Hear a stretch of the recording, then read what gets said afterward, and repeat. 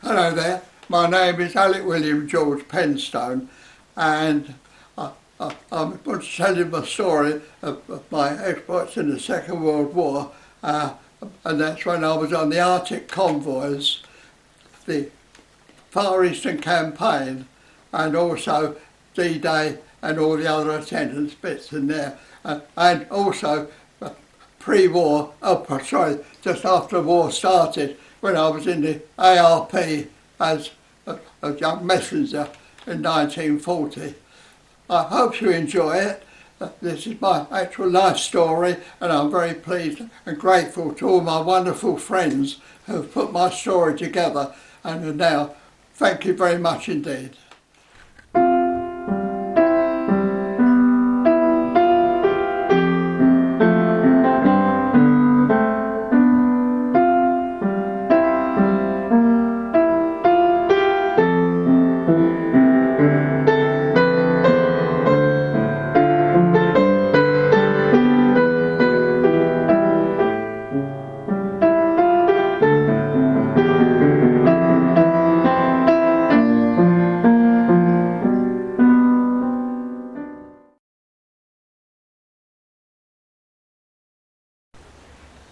Alec, you were born in 1925 and the Second World War broke out on the 3rd of September 1939, so you would have been 14.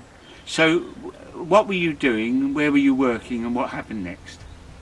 Well, as you say, I was 14 years of age in 1939, and because my birthday was after the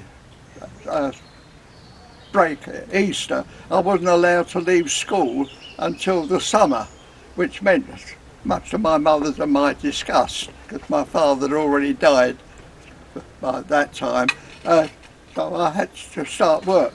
I started work the day after I left school, and I worked at a company called David Guest Tetners, which made rubber rollers and duplicating machines before the First World War. And there's quite a difference from the old jelly ones where we used to do indelible pencil on a jelly and then take about 5 copies off. This was a machine that you had a stencil. You took the typewriter ribbon out from the typewriter, had to strike the keys rather heavy as it was a wax stencil, and unhook it, put it on the machine, and it automatically inked about 50 copies before it faded. It was a very, very good idea.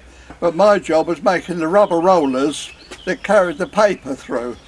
And this carried on until the day war was declared in 1939. I seem to recall you told me there had been a very nasty accident at Guest Tetners.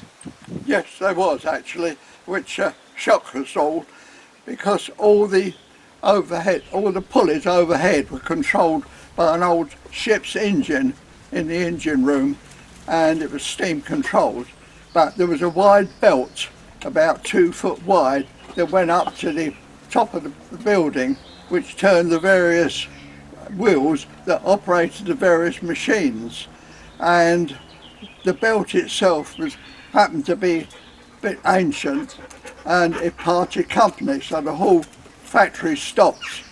And we got the belt man out, which was the chap that was looking after the belt, and he fitted some grips onto the belt itself and then passed a steel rod through. While he was doing this, somebody turned on the engine again, and the next thing we knew, that his overall got caught up in the grips, and he threw him onto the belt, where he was taken up at a very fast rate to the roof of the building, where he actually was churned over and then fell down onto the ground completely dead.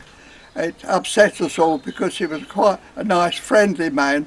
He must have been well in his 50s, but it set the scene for a very bad accident.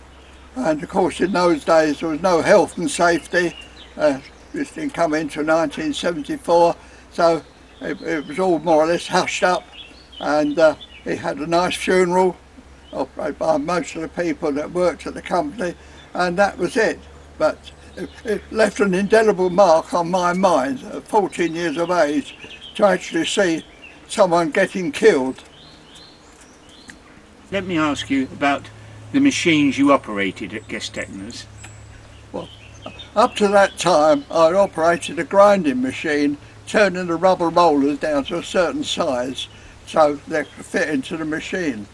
But on the day that war broke out, which was a Saturday, I wasn't at work, but I've been round to my aunt's house making her a chicken run because we knew that war was coming, and it was a metal chicken run, and out on the way back the air raid sirens went off because at 11 o'clock our Lord Chamberlain, Neville Chamberlain. Yeah, Neville Chamberlain had said, from now we are at war with Germany.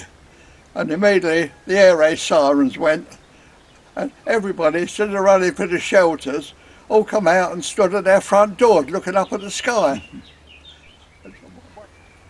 And when the war started, Gestetner's turned over to war work, did they? How were you involved in that? Well, straight away, I didn't go to work on the Sunday. On the Monday, which the war had been then going on for 24 hours, I went into work and the place had completely changed. Where my machines would be, there was all different types of lathes and power presses and everything else. And I was immediately put on to an 80-ton power press, which punched out anti-tank rifle grenade fuse caps, which finished up like a cardinal's hat. It was out from a three-inch circle of brass or steel, and I was doing this, and it was all on piecework, and you would only go as fast as what the machine would allow you to do. But because we only get paid for what we do, we had to work through our lunch breaks and also tea breaks to get any extra money, and all the work was counted after, and then you were paid accordingly with it.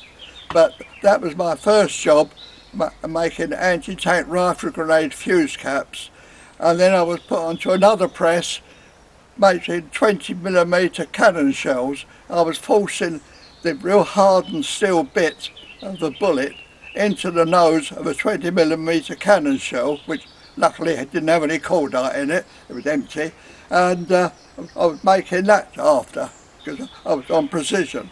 And before long, I was put on from the tool room to a tool setter as well as operator.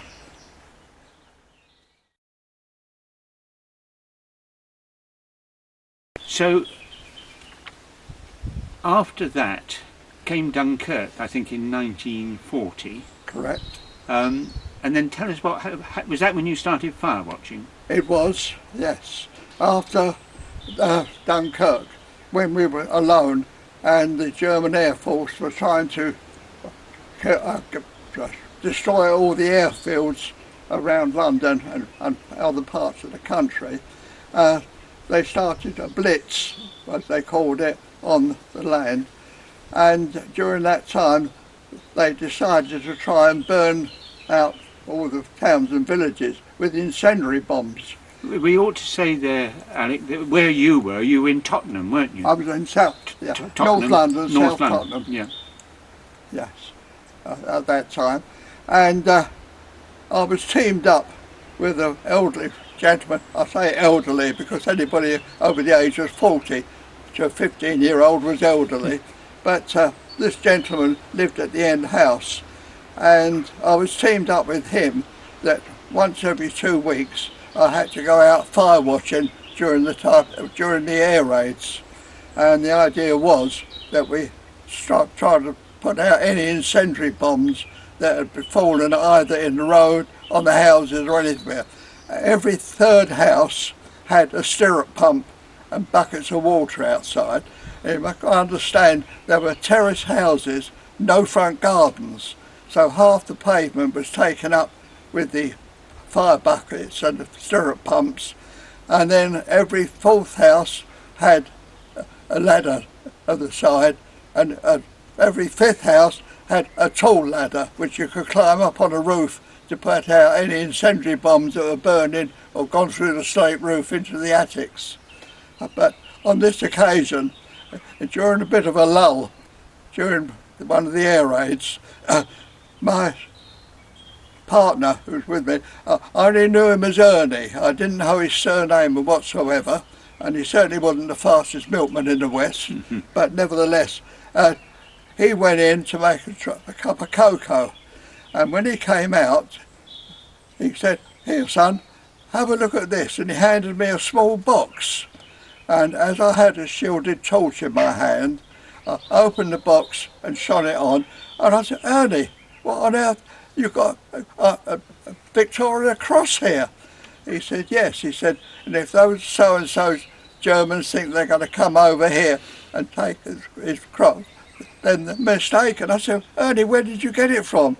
He said, "It was my young brother." And then I found out his name was Ernie Cornwell, which of course was the boy VC from the First World War, and it managed to stay at his station during the Battle of Jutland, and he won the Victoria Cross for it. Yes, I did some research on this, if you remember, Alec, and I found out that Jackie Cornwall was only 16 when he lost his life at the Battle of Jutland. He remained at his post in the forward 5.5-inch gun on the cruiser HMS Chester. His position was hit 4 times, killing all the crew apart from him. He was badly wounded and taken back to Grimsby, where he died on the 2nd June 1916.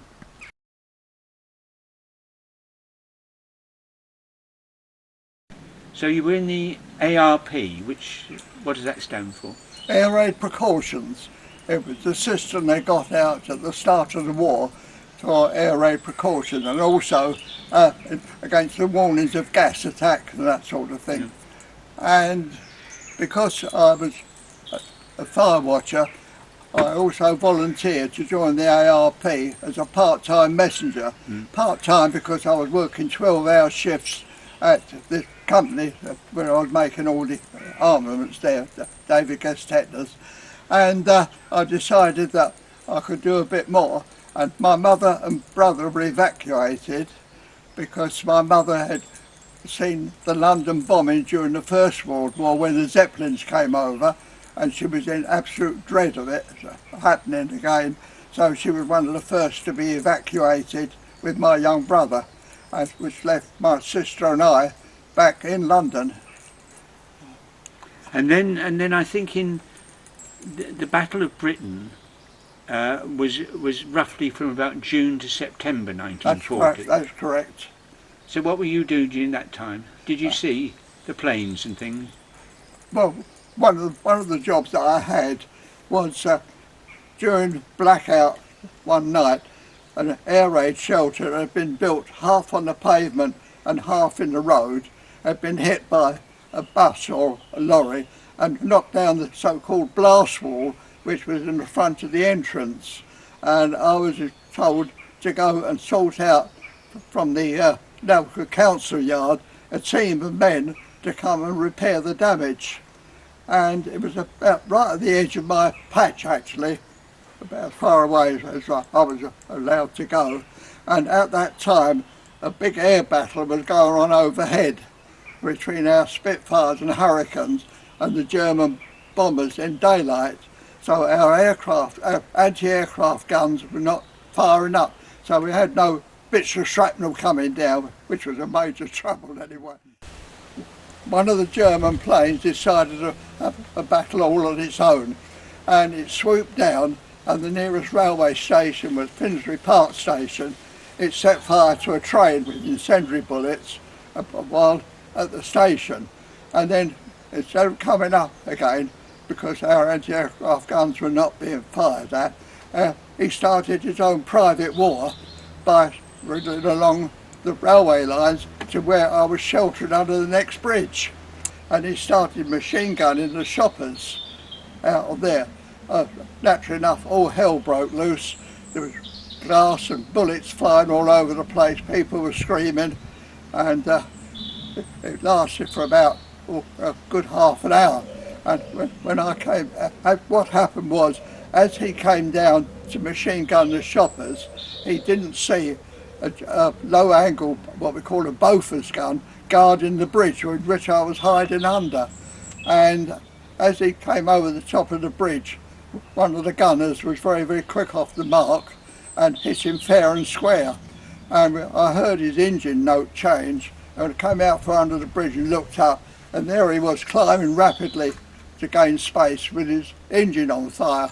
And I knew the only open space he could see was about 1.5 miles away, which was called Markfield Recreation Ground. But incidentally, the Markfield Recreation Ground was littered with old cars to stop any landings being made by gliders on it and everything else.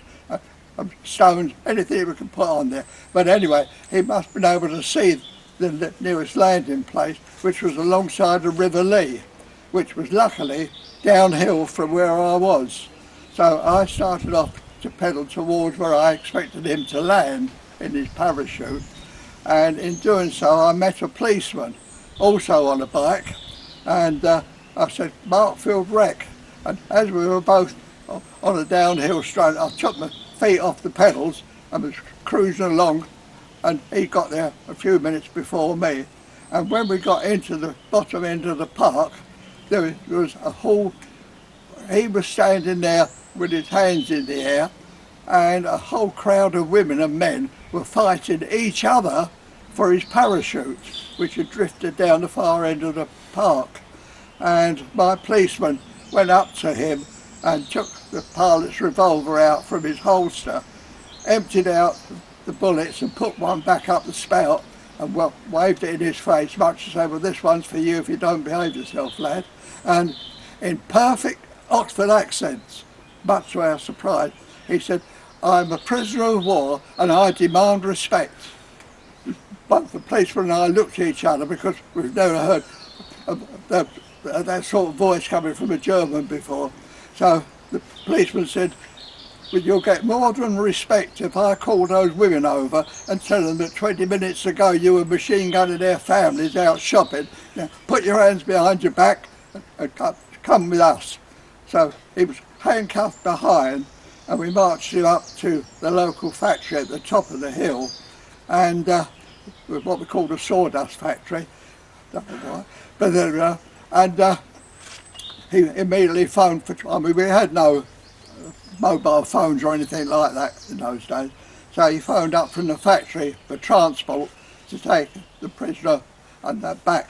And shortly afterwards, a motorcycle combination drove in through the top gates, driven by a policeman, and we piled the pilot into the sidecar, while my policeman got on the back of the bike, still holding the pilot's revolver to his ear, on the, much they were threatening, "If you misbehave you're going to cop it." And that's right, back to South Tottenham Police Station. So it was me left with 2 bikes. So I said, "What about your bike?" I was uphill push. He said, "Oh, take it back to the warden's post and I'll collect it later." I thought, "Oh, you're fine, off you go in a sidecar, leaving me to push 2 bikes uphill." But anyway, I took it back to the warden's post, and a few days later he came to collect it, and when he saw the state of my bike, he said, "I'll tell you what, son, you can have my Riley Roadster, and I've got another spare bike back at the station. Good luck to you." So I was able to get a nice new bike, well, not a new one, but a good second-hand bike, free of charge. What happened to it? Oh, well, about a month later, during an air raid, and I was at Prince of Wales Hospital trying to get an ambulance to some people that had been injured in an air raid, and the raid was on, and I heard a string of bombs coming down, and they were fitted with what we call screamers, and most terrifying noise you can imagine. The bomb was actually screeching at you, like all the banshees in hell were coming out at you. And as each one got nearer and nearer, I decided about time I abandoned my bike and found a safe spot. So I just got off my bike, dropped it, run across the road and climbed into the back of a bus. And the next thing I know, it was a terrific great crash in the road outside, and big blast wall took all the windows out the bus. I was laying on the floor by that time, and when I got up, my bike had vanished completely underneath a pile of bricks. So I'm afraid I didn't have the bike very long, but nevertheless, I was safe. That was the main thing. And I think a month later you had to go and help rescue people Well, in the yes, shelter. that was Tell us during what the happened there. night-time raid. The place was being heavily bombed, and the Germans were starting fires all over the place. The moment they got a fire going, they would bomb it to spread the flames. And on this particular night, I'd gone to the to the warden's post there, and it was built in the old grounds of a piano factory. It was a concrete brick structure, and right by the side of the road. And right next door to it was Anderson's shelter, but they were the type of shelters. They were built in the back gardens, and you dug a pit about 5 foot square in there and buried half the steelwork in the ground, and then covered all the rest of the top with the earth that you'd taken out, making it quite a formidable shelter really. Anyway, during this time there, I was in the warden's post, and I heard a string of bombs coming down, well 5 in a string, and you count them as you're getting nearer, and each one got nearer and louder until there was a terrific crash, and all our lights went out in the warden's post. We dashed outside because the post warden there, God bless him, his family lived in the same road. He had a son and daughter as well as a wife there, and we really thought that they'd gone. But we found that the last house in the terrace, right alongside the warden's post, had been hit between, the bomb had come down between the house and the air raid shelter, causing the whole outside of the house to come crashing down on top of the air raid shelter, which immediately the gas main caught fire in the road and sent up a shoot of flame 2 or 3 feet, 25, 30 foot in the air, and ideal spot for Germans a bombing angle. And because we knew there were 2 middle-aged couples there, I was going to say old, but they were only in their 40s, we knew that they were inside this shelter being buried, and with all the front catching fire, because every bit of woodwork in the house was burning with the flames from the gas main. And I was given a spanner and a torch and told to go back around to the back of the air raid shelter, where there was a 2 foot square panel which could be opened from the outside, called the escape hatch. And I could hear screaming coming from the air raid shelter, and I knew that someone was still alive in there. But I undone the back panel, and in doing so I lost my gas mask and haversack, because I left that somewhere, and climbed in through, and the place was actually full of smoke. Couldn't see what was happening inside, but I could hear this person screaming. And when I got in there with my torch, I found that the 2 ladies on the lower bunk were dead, and I had to break the bunks down, which would help them build not long before. And luckily they were small ladies, and I was able to pass the bodies out. And the funny part about it is my memory was there was not a bone left in their body, nothing there. They were just bags of jelly, and I just couldn't understand it. Anyway, they were passed out and taken through and laid on the pavement outside or in the road, and then the man who was on the top bank suddenly stopped screaming, and I knew he had died. So I was able to get the other one out as well, and in the end we had 4 bodies brought out from the escape hatch and laid on the road. And when the ambulance came, well, taxi ambulance came to take the bodies away, they would only take 3 bodies in the body bag, as we couldn't find the left foot of the 4th victim, and we had to search through the rubble. During this time, the flames had got a real hold on all the furniture and woodwork in the house, but just by a quirk of fate, another stick of bombs came down and landed a road a bit further down the road, which shut off our gas supply. And immediately our gas supply died because they'd been hit further down the road. So we were able to sort ourselves out a bit on there. You found the foot in the end, didn't you? So you found the foot? We found the foot, yes, after searching through the rubble. Yeah. And how old you were? You were 15 at this time, weren't you? I was 15. Yeah. So tell us about Gladys when the German fighter was machine gunning. At the time when the German pilot decided to start a private war on his own and started machine gunning the shoppers on the Saturday that day, and when the policeman and I went down and captured the pilot when he landed, unbeknown to me, and I didn't know it for 2 years because I hadn't met my future wife then, she was one of the young ladies with her sister laying in a butcher's shop covered in glass and sawdust with luckily only a dignity hurt at her clothes. And it was only after I met her we started talking about what had happened, and she said, yeah, I was down there at that time and I was in the butcher's shop, which the name of the butcher's shop is well known to me because the daughter was in the television series of Carry On. I can't think of the name of it now, but the father owned a butcher's shop there, and yeah, but it was so strange. Because she was there being machine gunned almost. Yeah. Yeah.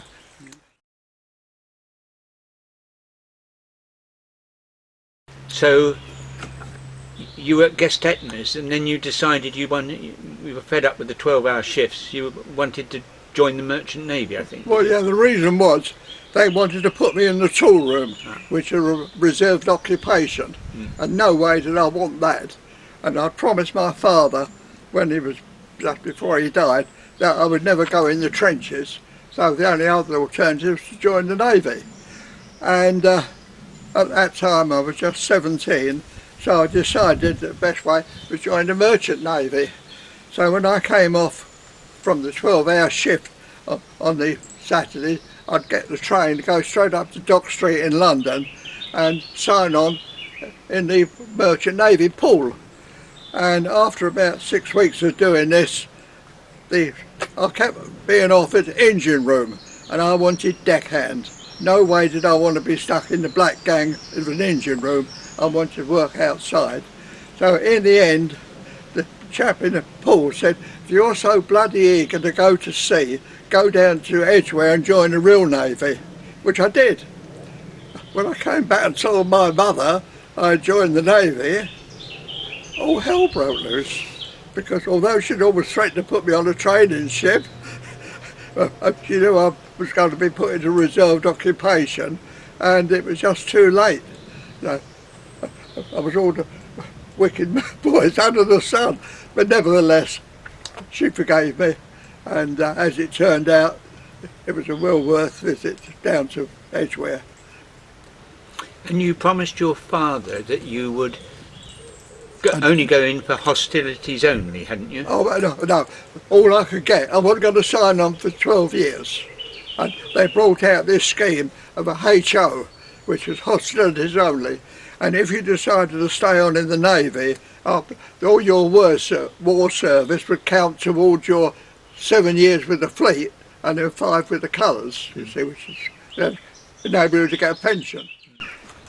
Right, so having joined up, what happened next? Well, went down to Tor Point, HMS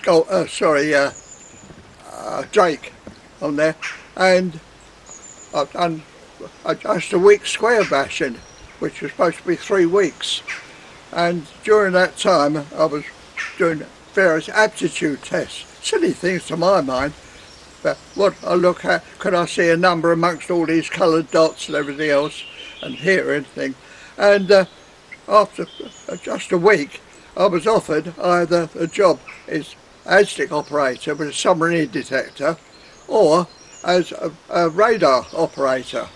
And when I inquired which one paid more, I was told the submarine detector paid 9p a day more.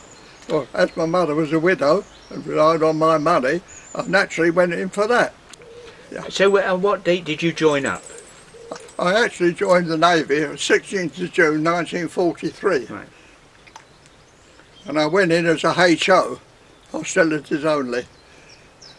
So you decided that because the money was better, you were going to be an ASDIC operator, Yes. which I think is Anti-Submarine Detection Investigator That's right, yeah. Committee. Yeah. So where did they send you for your training for that? Campbelltown in Scotland.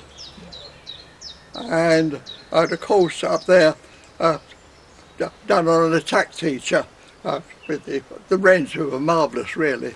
They were operating the attack teacher. And it used to be rather awkward at times because you were in a curtained off section there on the set, and silly things would happen to the so-called submarine. It would suddenly dive off the table or go, which we knew wasn't possible. But anyway, it was all them having a lark to try and catch us out. So they were on the other side of the curtain? Oh yes. And yes. you had to detect where we couldn't see what was going on at the table. Yeah. They were moving it with pointers, like, you know, doing various things with it.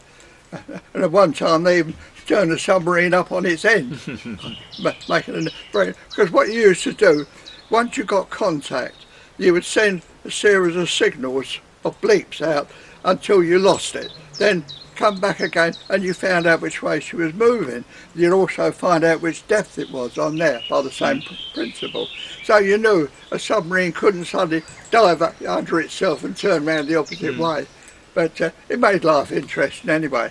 But as I got higher than average marks for when I passed out finally on there, I was told to apply for special training.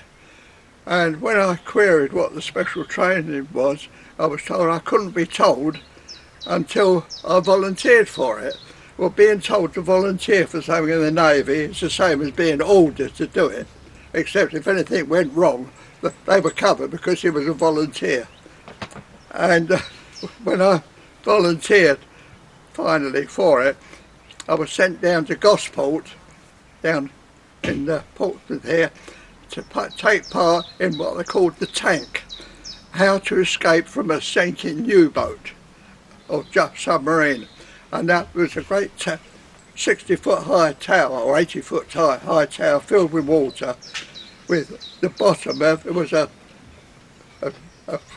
what do you call it, a watertight area which you could get in by letting the water out, and about like a coffin. You go in there, you had to just a hood on with nose clips and a hood that came down over you, and the idea was as you went through and into the main chamber, as soon as you pulled the hood there, you shot up like a rocket up to the top of the water, and it was a way of escaping from a sunken submarine.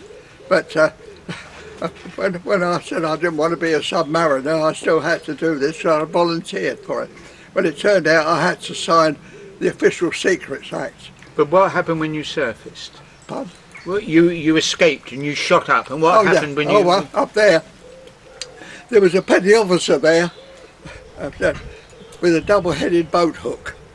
And as you floated up at the top gasping for breath, he would jam the boat hook between your legs, give it a half a twist and pull up against your wedding tackle, which made you hang on, held to the pole while he pulled you up. And then they pulled you into the side where you lay gasping like a whale, and then they would tell you whether you had passed or failed. If you failed, you were finished. That was it. You were sent off back to your depot.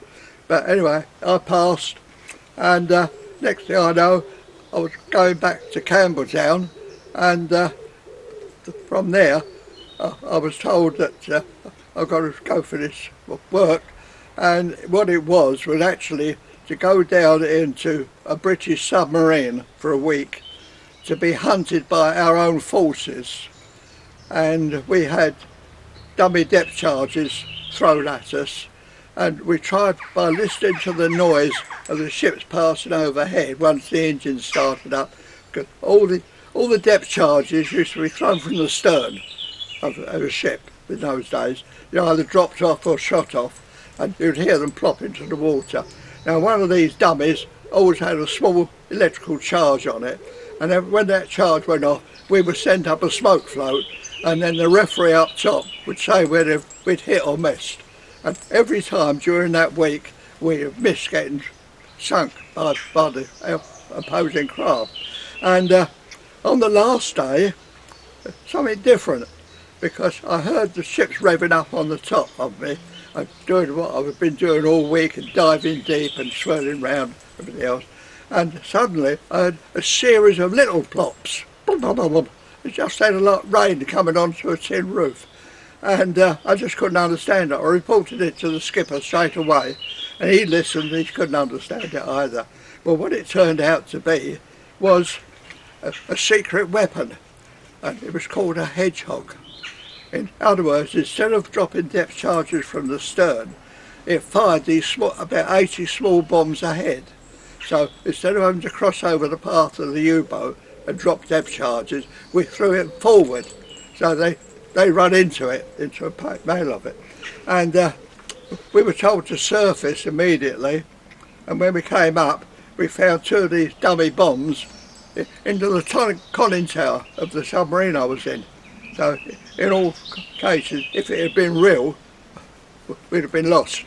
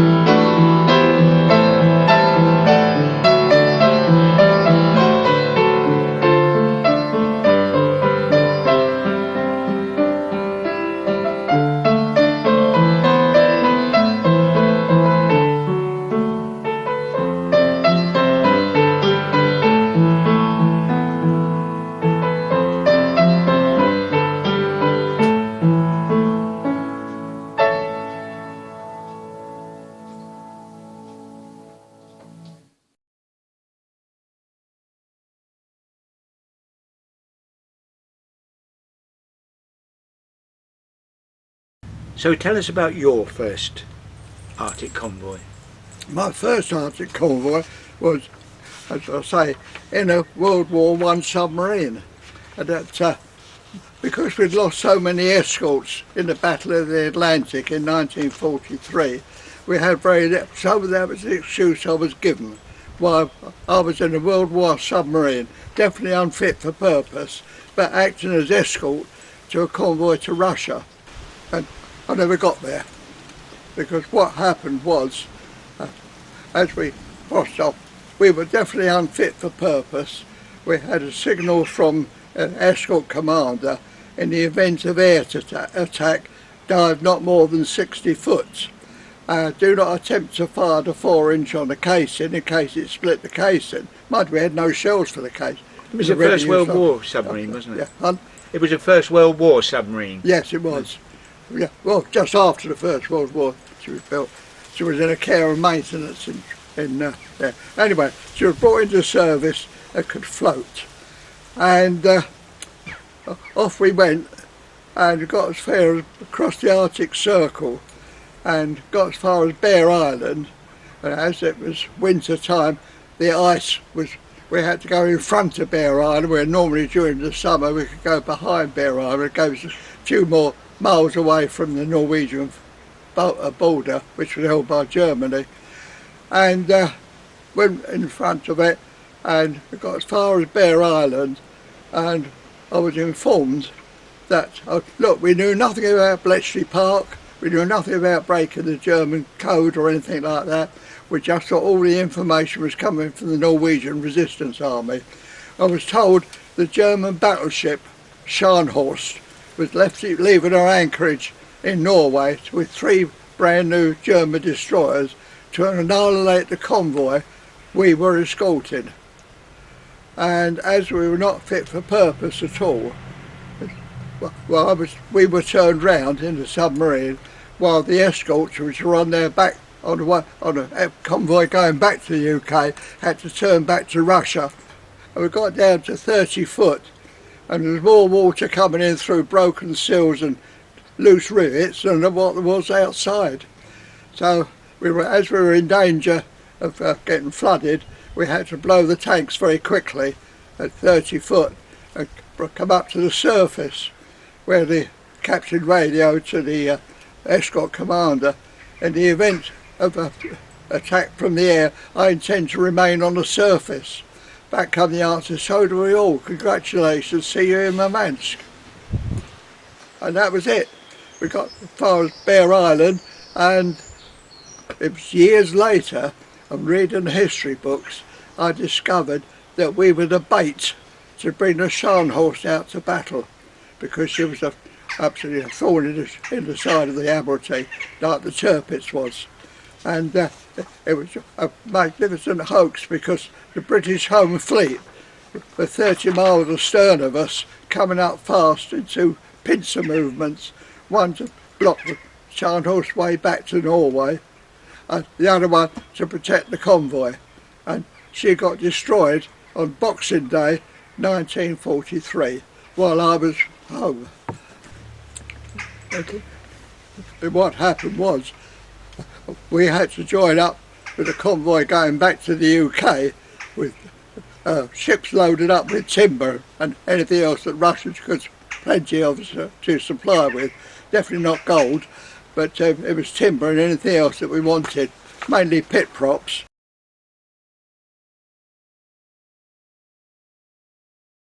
I arrived back at my barracks and they gave me 7 days leave. Yes. And a ration card. And I decided I'd go home. And when I got to my home in London, I found my mother and brother were still evacuated, and my sister was working a double shift in the factory where they were making khaki stuff, and because one of her friends, her husband, was home from the RAF for Christmas, so she gave up her shift to work a double shift, so nowhere to go Christmas dinner. So at that time I thought my aunt, who's my mother's sister, to see if she could help. So I walked up to her house late on the Christmas Eve afternoon, and oh, I'm sorry lad, she said, but I'm sharing all the rations, because in 1943 it was a very lean year, with neighbours. So while I was there, a young lady appeared with a card, a homemade card from my aunt, who was going to be her future mother-in-law.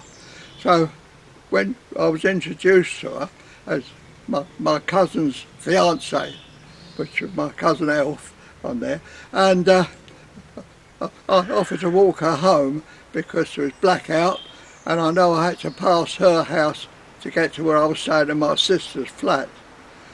And when I got to her house, "Oh, come in and meet the family," she said, "because you're going to be in-laws or outlaws when I marry Elf on his next long leave," which was my cousin. So I went in there and was introduced to her family, and to this gorgeous 17-year-old young lady. She was absolutely wonderful. and we got like a house on fire. Yes, on that first day when you talked with her for hours, Yeah, before you left. yeah. Well, when we went to her front door, it was blackout, couldn't see me blushing, and I said, would you mind if I gave you, there's no mistletoe here, can I give you a Christmas kiss? Very not enthusiastically, she said, yeah, if you want to. So I did, and I went on my way rejoicing. I was on air. I met a young lady, and was my only girlfriend. I never had a girlfriend before, and I was just too busy. And it was a wonderful feeling, and I couldn't wait to tell my sister about her. But my sister knew the family, funny enough, 'cause they used to go to various dances, like, you know, and yeah, so I know Gladys, like, you know. So anyway, that was it. I said, I'm taking you to theatre on Boxing Day. Christmas Day, I couldn't get any Christmas dinner. I finished up in a, what they call a British restaurant. I had spam and chips, which went down all right. But anyway, early on Boxing morning, I woke up, got washed and dressed. My sister had gone off to work, and she was on the 6 o'clock shift. And opened the front door, a thick London smog, really horrible yellow stinking fog was there. All the buses had stopped running, and nothing was moving at all. And I thought, oh my God. So I went round to her house, and I was told she'd already left about an hour beforehand because I had to walk to the theatre. When I asked where the theatre was, a brother told me where it was, the Alexandra Theatre at Stoke Newington, which was a couple of miles away. And I decided to walk there. I wasn't going to miss this opportunity. So I finally came up about 10 o'clock in the morning to the theatre, which was the Alexandra Theatre in Stoke Newington, and went round to the stage door, and the stage door keeper said, who are you looking for, Jack? Because all sailors were Jacks in those days. And I said, a lady named Gladys. Oh yes, she said a sailor might be up, so come on in and have a cup of tea. That day, and for the next 4 days, I was a stave door Johnny. I had my own mug. I'd take her up in the morning, bring her back at night, and then on the day before I was due to, I had to be back before New Year on there. The day before I was due to go back, she got me a ticket for the show, and it was Dick Whittington she was in. And I don't know if you know the story of Dick Whittington, where the cat killed King Rat on the island, and he won all sorts of claims for it and everything else. But during that one there, when the girls were doing the change of scenery, so they'll come down to the front where I was sitting, and a spotlight came from the stage, shone all over the audience and settled on me in the front row. I thought, what on earth's happening? And then these 8 lovely young ladies, including the one I'd only just met, came right away down in the front and started singing to me. They wasn't centre stage as they normally do, it was over on the side, and they started singing, sailor, who are you dreaming of tonight? I bet you're dreaming of a lady. Girls galore you've got ashore in every port of call. Who's the one you love the best, or do you love them all? When they said that, they all pointed to the young lady I'd only just met. So they knew far more than I did, like that. And I was getting lower and lower in my seat. And I thought, I just want the seat to swallow me up down there. But anyway, when the song had finished, and an usherette came to my side and told me to stand up. I could hardly stand. My legs were so weak. Anyway, when I stood up, the lights in the theatre came on, and everybody was up there cheering. And I was getting, I just wanted to disappear. But anyway, the whole point about it was, I stuck it out, and the next day I had to go back. So I made my way to the theatre, on my way back to the station on there, and she came out, and you can be surprised what Max Factor makeup does to a white collar. Every colour under the sun. Blues, pinks, yellows, greens, everything. And I didn't know it until I got into a light. I had to travel all the way back to Scotland with a dirty collar. But I got away with it.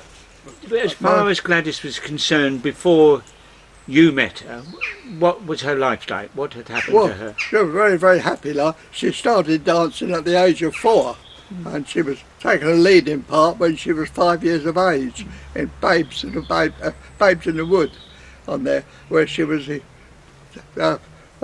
Jack. I mean, why they changed a girl for a boy's name, but still. And no, she was always entertaining on the stage, and also she done a bit of cabaret work, but, because she was a wonderful acrobatic dancer and tap dancer, and she got on everywhere where she went. But no, it was wonderful, really. When the war started, what happened then? Was she evacuated? She was evacuated, yes, to Letchworth, of all places. She's a million miles away, I suppose, but this is only hearsay I get from her. She was evacuated with her brother Frank, and they didn't know where they were going. They all had their labels on, get on the train, and that's as far as they know. They didn't know where they finished up. And what age was she at that point? She was coming up 14. She wasn't 14 then. She wasn't 14. War started. And so she had to be evacuated with her brother. And what happened was, they were all in a cinema first of all, to be given a bit of food and everything else. Then they were marched to a village square, roundabout, and the teachers were knocking at the doors. Will you take 2 evacuees? You know, what one, male or female, and all this sort of thing. And it was a terrible situation for any child to be in. They didn't know where they were, they couldn't inform their mother, and all this sort of thing. But anyway, they finished up, her mate and her finished up in the same house, the same as her brother Frank and his mate, which was the girl's sister, her brother, finished up in a house as well. But in that time, very few people wanted evacuees. So one day, they used to meet on the corner, and there was no school, so they used to do country walks and go round looking at the town where they were staying. And one time they were all lined up, and over on one side was a line of people there going to the clinic, when they saw her brother amongst them, with his friend. They said, well, can you tell me why my brother's in the line of the clinic? Oh no, we'll find out about it. After we finish the walk, we'll go and find out. So after they finished the walk, the teacher took Gladys and this other girl over there, and they were in hospital, the 2 boys, and they were covered in blue unction. They got scabies, I think it was. They were covered all in a blue ointment. Yeah, so that was it. So she contacted her mother, and next thing you know, relations sent down a car, picked them up and brought them back home again. So they weren't away for long. So Gladys started work when she was 14 in 1940, is that right? That is correct, yes. She started work in a toy manufacturer, actually, sewing plush toys onto 4 wheels, which was soon finished because none of that sort of thing went on after a while. That all stopped. And she walked across the road to a spring maker's upholstery, and she got a job there, twice the money, and different work mode. She was making springs for aircraft seats, ejector seats for aircraft, and luckily enough the governors there were sympathetic towards her dancing, and they gave her a month's leave every Christmas to entertain like that, which she was wonderful at doing. And was she a spokesman for the girls? Yeah, surprisingly, yes. They want another halfpenny an hour, halfpenny an hour, and she was nominated spokeswoman. She went up and saw the manager, and he said, "You're a fine one to come up. and asked for extra money. You could never get in before lunchtime. And anyway, they got it on provision. She carried on and worked the full number of hours. So she was a happy bunny.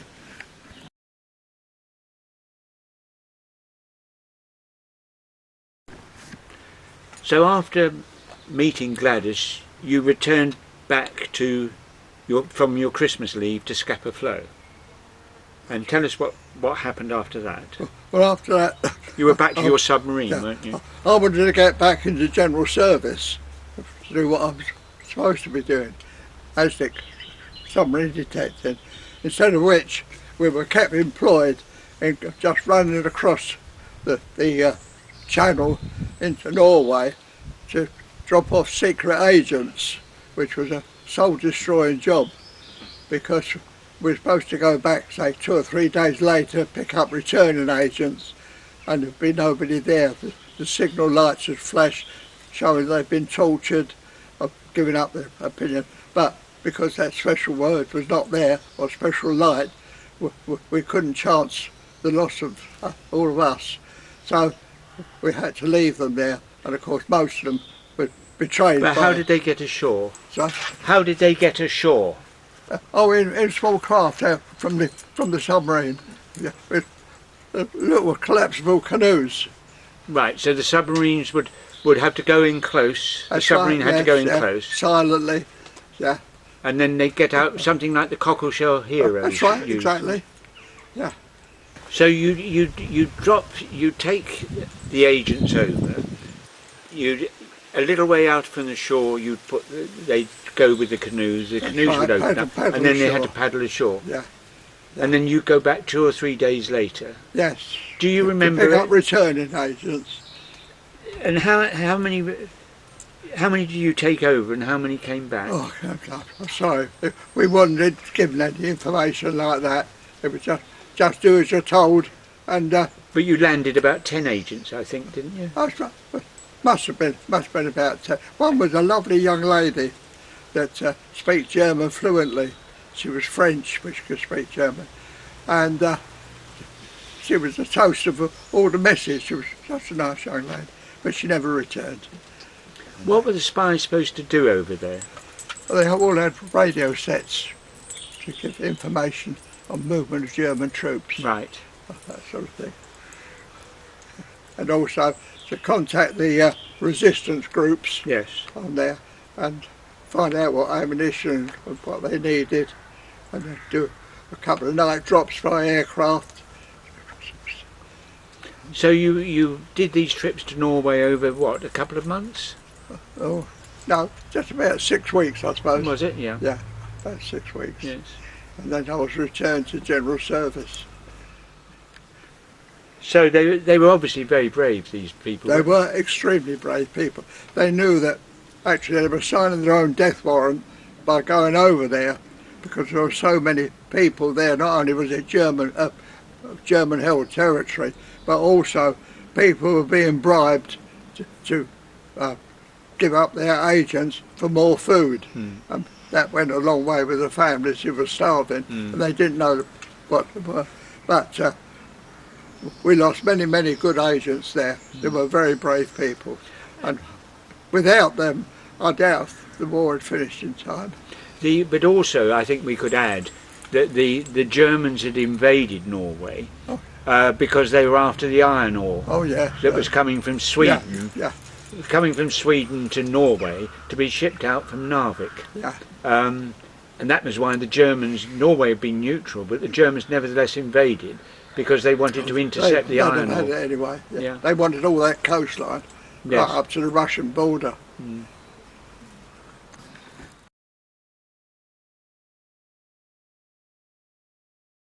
So when you'd finished with the trips to Norway, what happened next? You went back to Dunoon? Yes, and then I was given a draft to go to Belfast to stand by a brand new ship being built at Harland and Wolff in Belfast, and she was laid down as a beef boat on the Argentine run and converted from the keel upwards as an escort carrier. She was one of the three sisters, the last one. The first one was the Vindex, HMS Vindex, then the next one HMS Narada, and the last one was HMS Campania. And she had all the latest equipment on board, and she was going to be a flagship. In other words, the Admiral was going to use her quite a lot. And when I got there, she was still not commissioned, but I had to be there when all my equipment came in, because the ASDIC room was, instead of being on the bridge, as most of the warships were, it was just above the bilge, just right down forward in the lower decks. So we were about 27 foot beneath the waterline. What sort of ship was it? What sort of a ship? Yes. She was absolutely riveted. She had all rivets and steel. She had a steel flight deck, and so she was an aircraft carrier? She was an escort carrier, from the keel upwards. Yeah. A hangar was made, a lift was made in her as well, 80-ton lift to go off the flight deck, and altogether she was a miniature fleet carrier. Yeah, I think you told me she had 8 fairy swordfish. That's right. And 8 Grumman Wildcats. Wildcat and fighters. 2 former fighters. Right. Which we lost those one night. And this was because the Navy had discovered there was a gap in submarine detection, wasn't it? That is correct. Well, not so much that. There's a gap in the space of the convoys where no air cover was there except for Catalina flying boats. Yep. And she was brought in more or less and purposefully built for the northern waters. Well, certainly by sending an aircraft carrier with a convoy, a reconnaissance swordfish could detect U-boats even further away. Oh, that's quite right. And also because the fighters could protect the ship against bombers. So when it was launched, what happened? Where did you go when it was launched? Well, we went straight away on trials. Yeah. Off the Isle, speed trials off the Isle of Arran, and then because they wanted us on the Atlantic run, we had to do our trials on the Atlantic. You went down as far as Casablanca? That's right, Casablanca on there. We had to come back for certain engine room repairs on there, nothing serious, but there were twin screws ship. Presumably that was because it was wartime and they wanted to rush the ship into service as soon as they could. Yeah. So describe the ASDIC room on board. Well, can you imagine the steel box, what, 8 foot square, with the door leading out to a machinery flat outside, where there was a hatch on the side of the deckhead was a 7 foot ladder fixed to the wall, fixed to the deckhead itself, and a hatch at the top, which was closed all the time at sea, and you had a damage control party in the event of a ship getting hit or anything like that, who'd lock it down. And so you ought to make sure that the damage control party were in place, ready to open up if we wanted to come up quick. And in the on the machine space out the side were 2 iron frames, and these contained all the gubbins for the electrical side of it, and beyond that was a hatch going down below where the dome was. She was down at the bottom. The dome was about 17 foot long, submarine shape, and was raised or lowered by a pulley, on the electric pulley on there.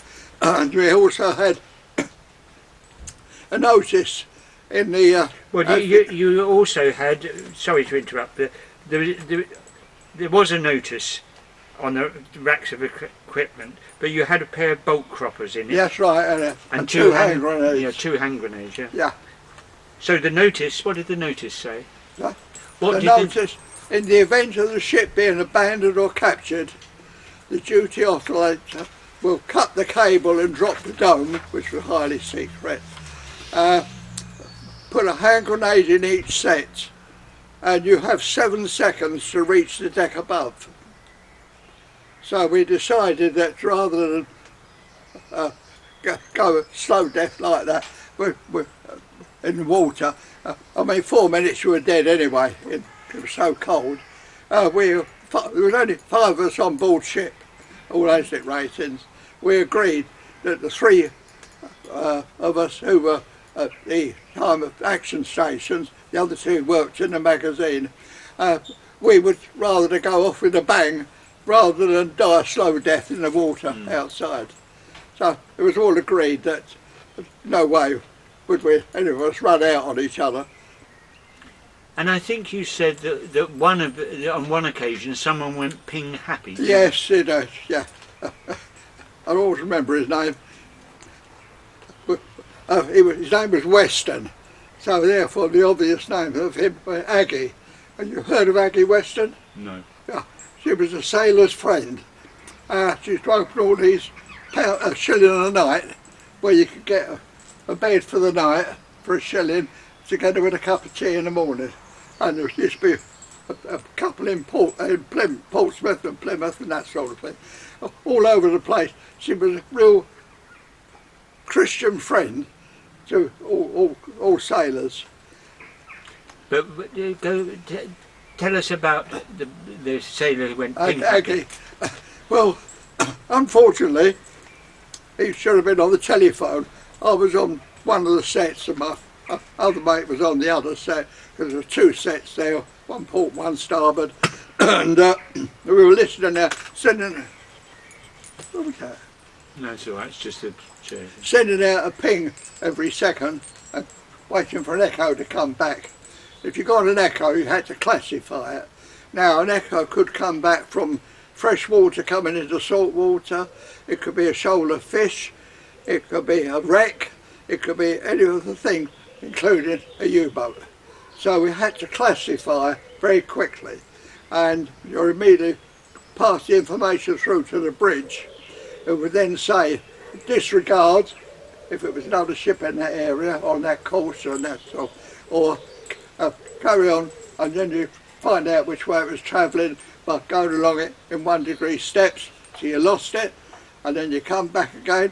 If you found she was moving that way, then you had to chase it for another degree, or if you don't know, you cut a degree off. So you knew exactly which way the U-boat or the ship, submarine was travelling, and also what depth it was, because we also had a sword oscillator which could tell the depth that she was by sending out a signal there to get right down to the seabed. So we knew what seabed. Tell us what happened with this chap who went ping happy. Well, he suddenly reported aircraft on the telephone, and we were amazed. We could hear him saying like aircraft on everything else, and then he went absolutely wild. So one of us had to come off the set and control him, and luckily we had harnesses down there, which happens before. So we're able to subdue him until action station was finished, and then they came down and took him away. And mind you, he was rather, let's put it this way, he was a public school boy, and he wasn't the brainiest one in the class, you know what I mean. But he passed his ASDIC course all right, but he just couldn't hack it on that. Well, trying times.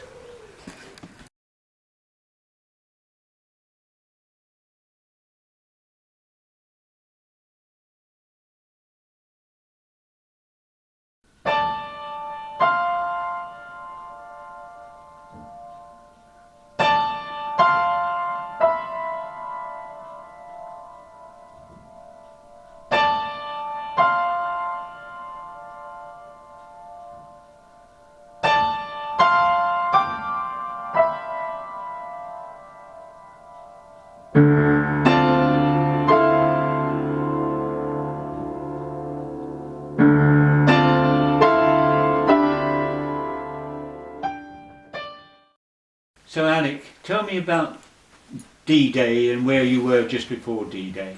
Well, just before D-Day, we'd just come back from scupper flow, and we were convinced that there was something that was going to happen very shortly, because on our way up at all the Scottish islands, they were covered in camouflage nets, there was aeroplanes flying overhead, and we were absolutely convinced that they were going to start invasion through Norway. And it was the greatest surprise of our life when we were ordered down to western approaches, but everything was dummies up there. Dummy tanks, dummy camouflage nets. It was a wonderful, and even Hitler believed it, because he moved some of his panzer units into Norway because he expected a landing there. But tell us about your ship. You left Scupper Flow. Yes, and I was on watch. I had the 4 till 8 o'clock watch, and I came up because we're only allowed half an hour on the set before we had to swap over, because there's only 5 of us on board ship, because I wanted to go ping happy. But nevertheless, at 8 o'clock, while I was relieved, I went up onto the middle deck and looked out through the embarkation space, and all I could see was houses and trees, and looking the other way, hundreds of ships as far as the eye could see. And as we were at sea level, it must have been about 12 miles with ships on it, and no one knew where we were. But later on, one of the bunting tossers, the signalman on the bridge, who was our, they used to send all the rumours down to us, like, because they could hear the officers talking up there. They said, like, we're off the Isle of Wight. I've just seen the Needles. Isle of Wight, what are we doing down here? And then, of course, it dawned on us that the invasion was going to take part. So which day would this have been? You're talking about, which day are you talking about? You're talking about the 4th of June, are you? I'm talking about the 4th of June. Yeah. Yeah, because the seas were very rough, and all we could see was small boats taking troops into the various troop ships, and we knew that something was going to happen. But of course, being the Straits on that side there was only 22 miles away from France, we knew that it was going to be rather hectic. But all our planes overnight were painted with white stripes on the wings and undercarriage, and that was unbeknown to us until we saw the planes actually flying on there. And was there a lot of seasickness in the bad weather while you were waiting to go? No, well, not with us, no. But the soldiers did. Yeah. They had it very, very rough time. And then when it was cancelled for 24 hours, they were still kept on board ship. And although the seas abated a bit, instead of about 9-10 foot waves, they came down to about 6 foot. We felt really sorry for all the soldiers on board with their tanks and everything else, all the landing craft, flat bottom, rolled anywhere. And it was only on the night of the 5th of June when we realised that the invasion was due any time. We were 27 feet below the waterline. The hatch would only be opened by the damage control people from above. So once we were down there, we were locked in. So we had to get a telephone message to say the padre's on his way with a corned beef sandwich and a cup of Kai, as they called it, K-Y-E. It was like a very thick, yellow, fatted cocoa. Quite enjoyable, really, though. All done in block form and hot water. And I remember the padre coming down the ladder with 5 or 6 tin mugs strapped round his body and a cup of cocoa or Kai in his hand, one-handed going down a vertical steel ladder down to us. When you got to the D-Day invasion, what was your ship asked to do? Cover force. We were protecting the convoy against attacks from the U-boats, and that was our job. And where would the U-boats have come from? Well, first of all we thought they were coming out of Brest, but it turned out one of them actually came through from the North Atlantic, came through the Arctic, and he managed to get a torpedo into one of the troop ships as she was going across. But we were at the other end, near the Normandy coast. But if the U-boats wanted to come out, how would they have to come out? Well, they had to come out on the surface because the U-boat caves, which had been bombed many times by the RAF in an attempt to destroy it, was a 12-foot concrete roof on it, and it was below the waterline, and for them to come out from their haven at Brest, they had to come out at least on the surface or semi-submerged. And the moment they'd done that, they were in danger for us being picked up by an ASDIC strike on there. Once they got into deep water, they would dive deep if we ever allowed them to do that.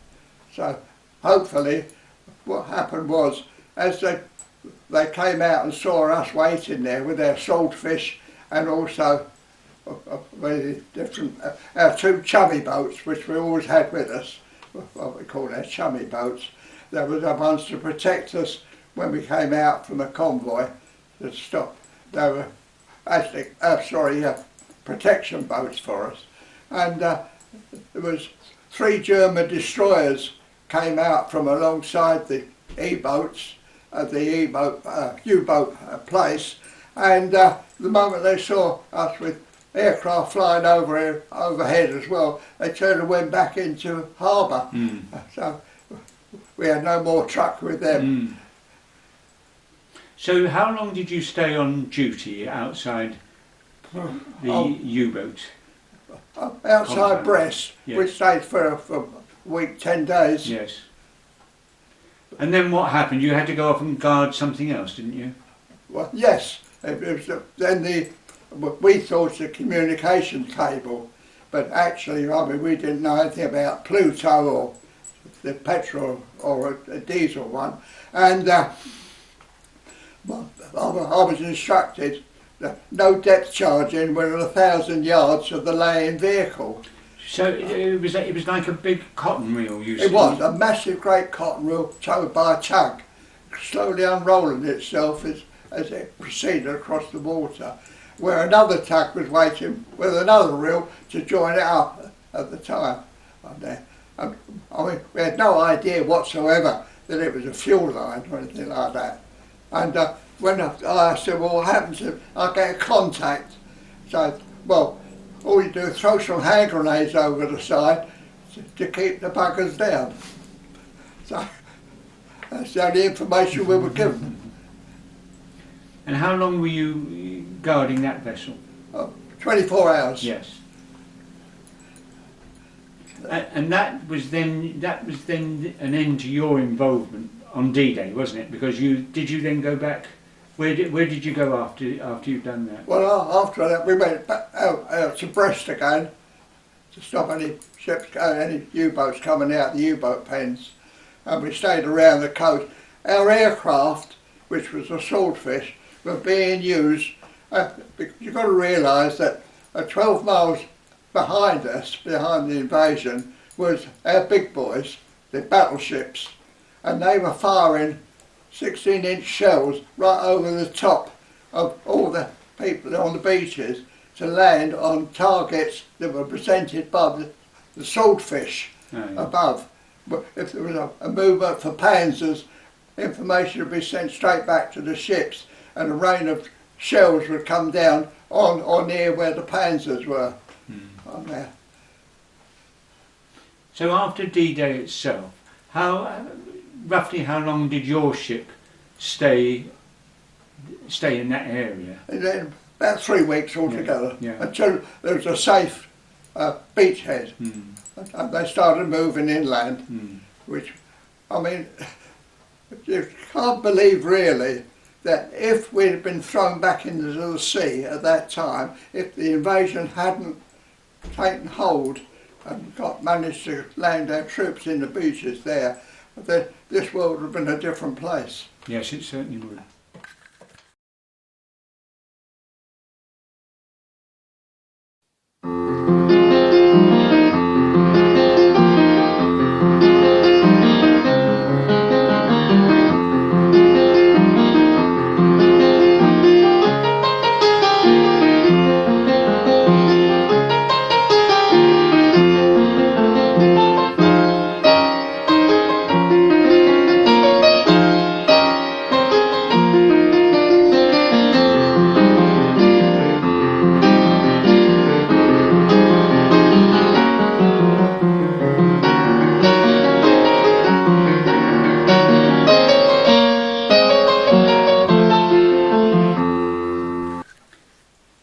And I think sailing with the convoy was a boat called the Northern Gem. Tell us about that. Well, the Northern Gem was a rescue boat. It was actually a fishing trawler that it was fishing in those waters long before the war started. They retrieved bodies from the sea. If they floated, yes, they retrieved, and then passed them over to have a burial on board ship on there. But were they passed on to your ship? Some were, yes. And what happened when they arrived? Well, they were just sewn up in a hammock or canvas, and weights, all bits of old iron and everything else were put on their feet. And the padre, God bless him, would say a few words and slide the body over the side, and then we went back to our normal duties. After the invasion of Normandy, our troops liberated several Russian labour camps where the Russians were treated worse than animals, really. And not only with the soldiers, they were already civilians as well. They've been taken into France to help build the Atlantic Wall, as he called it. And they were rescued and they were brought back to England, and they were put into a camp just outside London. And Stalin wanted them back. He insisted that they were heroes of the Soviet Union, and he wanted them back as heroes, and he asked for Churchill to arrange transport back. Churchill at first refused because none of them wanted to go back. They just knew what to expect. But nevertheless, because we didn't have enough food to feed them, Churchill actually gave in the end. And when we got to Liverpool, we were joined by two liners, the Empress of Australia and the Cynthia. And what we could not understand was there was all men in khaki uniforms on there. Some had guns, but others just in khaki uniform. And we really thought amongst ourselves that they were British soldiers going up to help the Russians. But as it turned out, the top deck of them was covered in women and children. And every time, being sailors, every time we waved at the women, all we got was a disdainful movement to say, don't want to talk to you, sort of thing. So we classed them as all rather ignorant people. But nevertheless, unfortunately, when they came down off the bridge and told us that they were prisoners of war from Russian labour camps, we realised they were Russians, and then we realised that the men with guns were actually the guards of Canadians to keep them in order. And although all the men were in British Army uniforms, they were really Russians who were being taken back to Russia at Stalin's request. When we finally arrived just outside Murmansk, instead of them going alongside, as we expected, and a gangway put down for them to march off, they were told to anchor out in the Roads, which is the fast-running river coming down from there. And they were anchored out there, and tugs were going out, pulling two barges behind them. Were they sort of flat barges? Or? Flat barges. And they were loading about 100 of these people on board each one, and we could not understand. We were about a mile and a half away, but had glass of binoculars at the time. And I remember I was by the padre at the time, and we saw a number of them jumping over the side and trying to swim to the opposite shore. And then Russian soldiers were going out and hitting the ones in the water with their rifle butts and dragging them back onto the tugs. And there, we said, what on earth's happening? So I always remember the padre, he said to me, look, you're in Russia now, you've seen nothing, you've heard nothing, and you'll say nothing. So, in other words, shut your mouth up. And then when they got alongside, instead instead of being treated with brass bands, they were all herded off, and unfortunately we found, because of the situation, one of our lads, well, one of our captain actually in charge of the place in Murmansk, that they were all marched off to their death. Their graves had already been dug, mass graves in the Turanda above Murmansk. And actually in 1970 somebody got wise and opened up and found all the bodies there. Not one of them of the 1100 that we took up there. And we guessed what had happened, and it was a near mutiny really, because when Stalin wanted another lot, we absolutely refused to escort them up there. So. From what you're saying, the sailors on board, when they realised what was happening, were the British sailors were absolutely horrified with it. Yes, absolutely.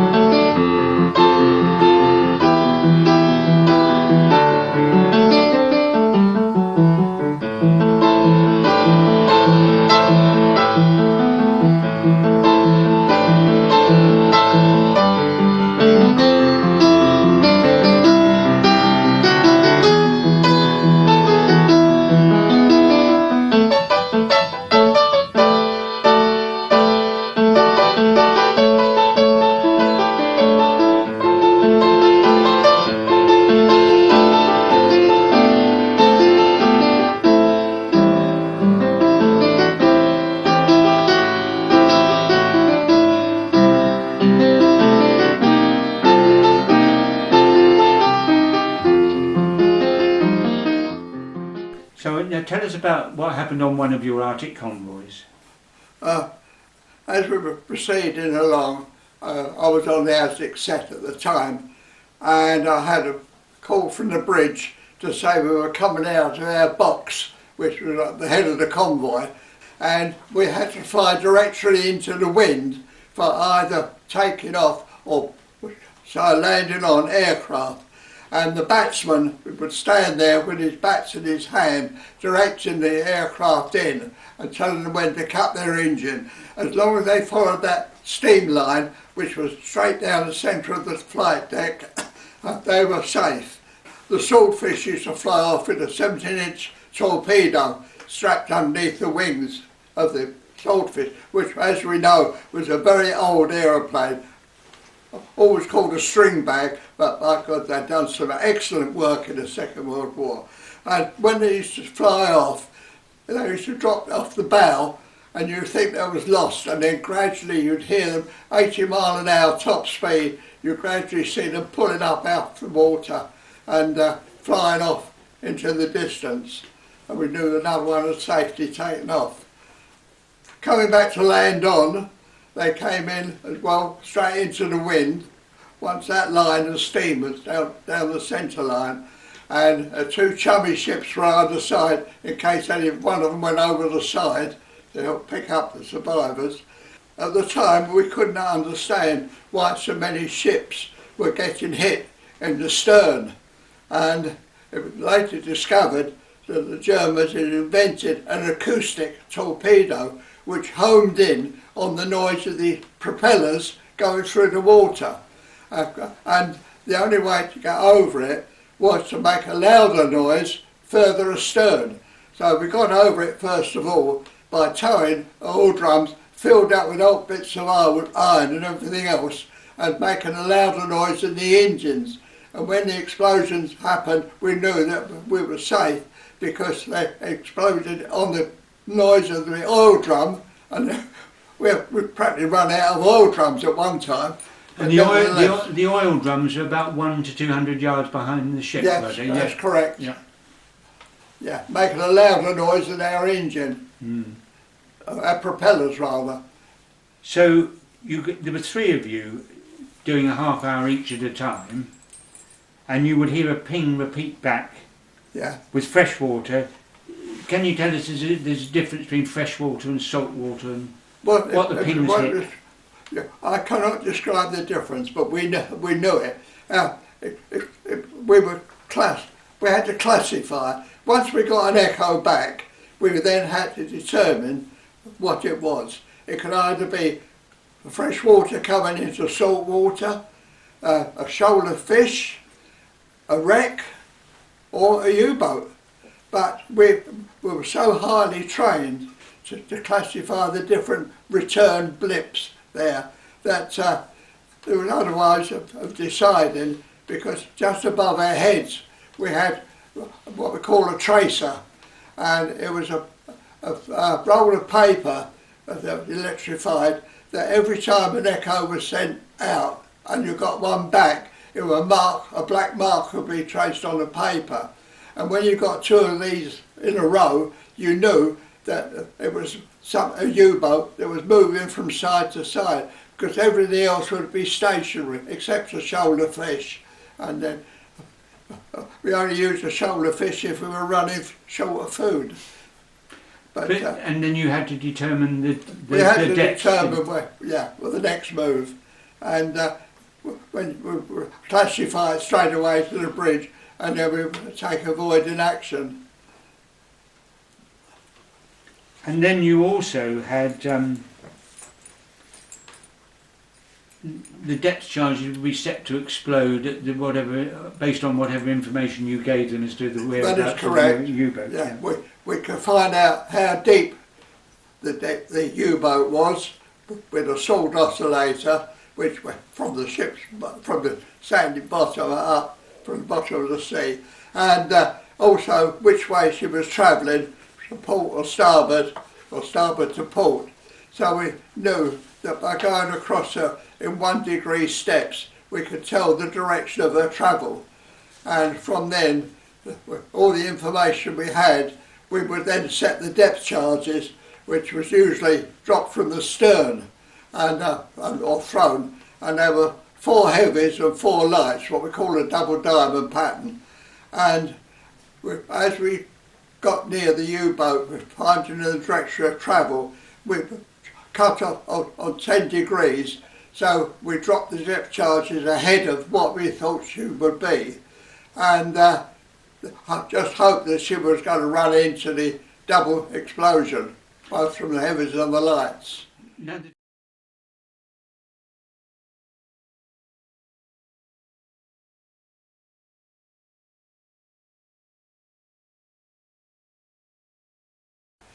As we were swinging it out from our box, I reported it straight away to the bridge, which they should have heard anyway, because they had a repeater on the bridge. And I was watching the ship's head swing slowly to where all this noise was coming from, because the idea was to get the narrowest part of the ship, which was the bows, heading directly towards the noise, to be the less of a target on the side. The noise got louder and louder, and the trace over my head got blacker and blacker, and I thought, well, this is it. And although I was 27 foot beneath the waterline, in my mind's eye I remember taking my phones off and putting them on my cheekbones, which we used to do when we were depth charging, so that I didn't blow my eardrums, and I could physically see the nose of a torpedo coming through the side of the ship, which was ridiculous anyway, because it exploded on impact. And as strange as it was, it actually passed 6 foot underneath us. Either we raised up on a wave or she went deep, but it hit a merchant packet in the line and torpedoed that. Luckily it didn't sink completely. They were able to take it into Murmansk, but it saved us. And from that moment there, I knew someone was looking after me. And it wasn't from somebody up there, it was somebody from down below. And Wonderful. You heard another torpedo, didn't you? But it missed. Oh yes, and another one came on. They fired 2 of them actually, and that one went off as I passed underneath us as well.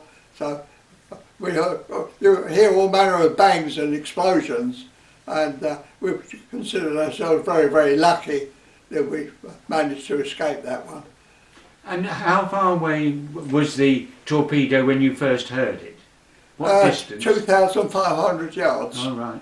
That was an extreme range of our sets in those days. And it was unmistakable noise.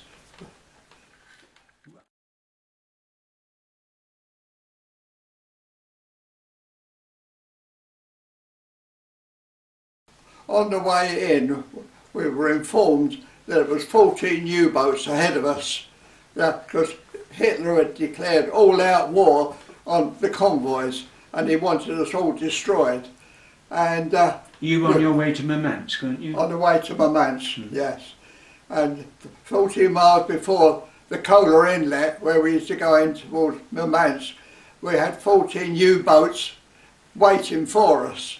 And I know our chummy ships all went off dropping depth charges all over the place to try and locate, but they still managed to get our two ships, HMS Bluebell and HMS Denby Castle, which incidentally the Denby Castle was a brand new ship. It was her first run on the Russian run and she never quite made it.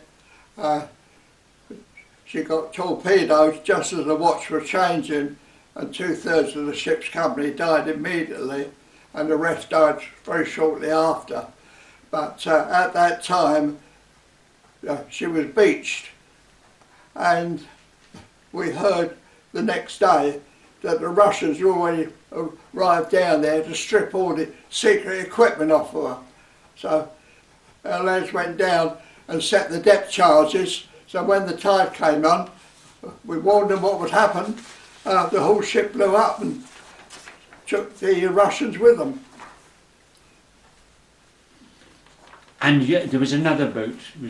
Another boat was damaged at the time, wasn't it? The Bluebell. The Bluebell, she went down as well, yes. One of our chummy ships. She was a very lucky ship, as she thought, because she survived many convoys to Russia. Your ship had to pick up a whole lot of bodies, I think, did they? No, three. Just 3 bodies that we found floating in the harbour. And there was one survivor, but he was in... He was in cells at that time, although he was on the ship's log as a member of the Bluebell team. He was actually in cells on one of the cruisers that was up at Murmansk with us. For breach of naval regulations? For a court-martial.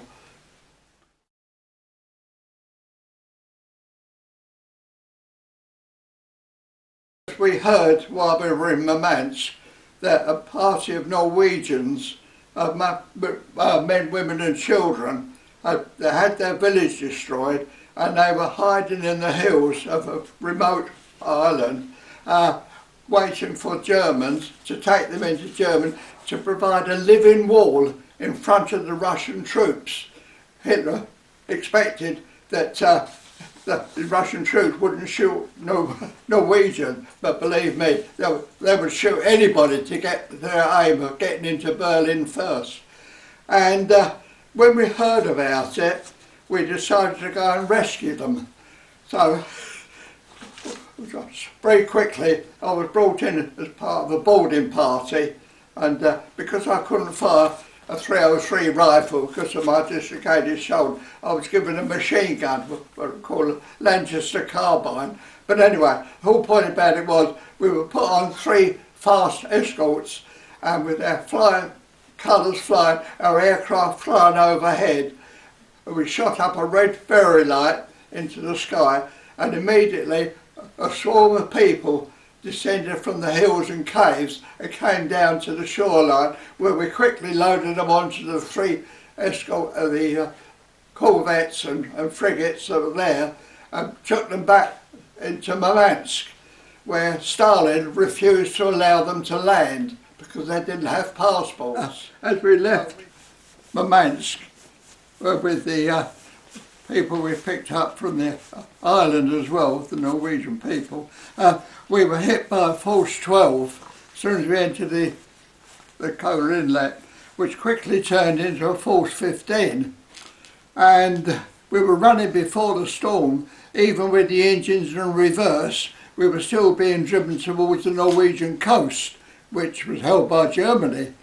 And after 3 days of going towards the Norwegian coast, the captain decided there's going to be a window in the weather, and he said at 1600 hours the ship would turn completely about and proceed to go back the way we came.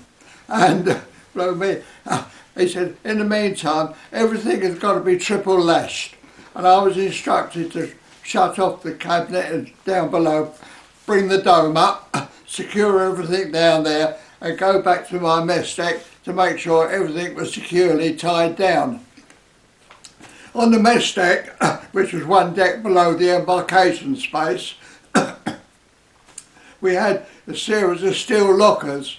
There were 2 lockers, one on top of each other, about 3 foot high, and they were welded to the steel deck of the ship. Because she was a riveted ship, it was very, very good. And anyway, right opposite my companionway, which was a 6 foot wide ladder, which was on gimbals, on there was the embarkation space, 2/3 up the way, up just underneath the flight deck. That was how high up the ship's side it was. Anyway, I decided that, right, I secured everything I possibly could, including the fire floats and all the cupboards on there, made sure the locks were on the doors and everything else. And I decided to sling my hammock, which was fore and aft on the hammock. Right. So I got in there, I put my duffel coat on, put my life belt round me, and I thought, right, I'm ready now for anything to happen. And of course, as the ship was rising and falling on there, it was quite a bad motion, but nevertheless, none of us were sick or anything like that. And when we turned at a given hour, the ship actually rolled over 45 degrees, and a massive 90-foot wave just crashed into the side of the ship just below the flight deck, right onto the embarkation doors, which they immediately stove in, and tons of freezing cold water come straight down the companionway onto my mess deck, where it was swinging about 2 foot deep. And as it came down, it sheared all the lockers off at deck level, the weight of the water on there.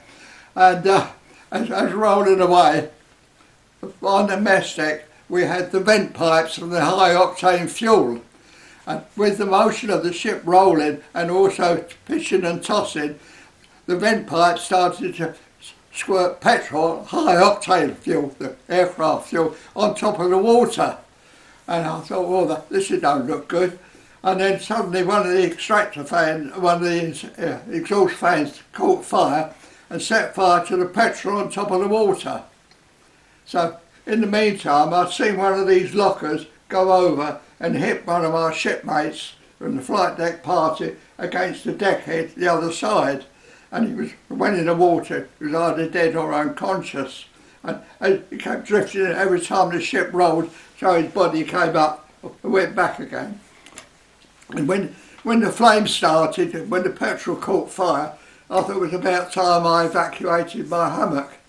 So the first opportunity, I hopped out into the water, freezing cold, about 2 foot 6 deep, and managed at the same time to grab hold of this chap just as the ship rolled.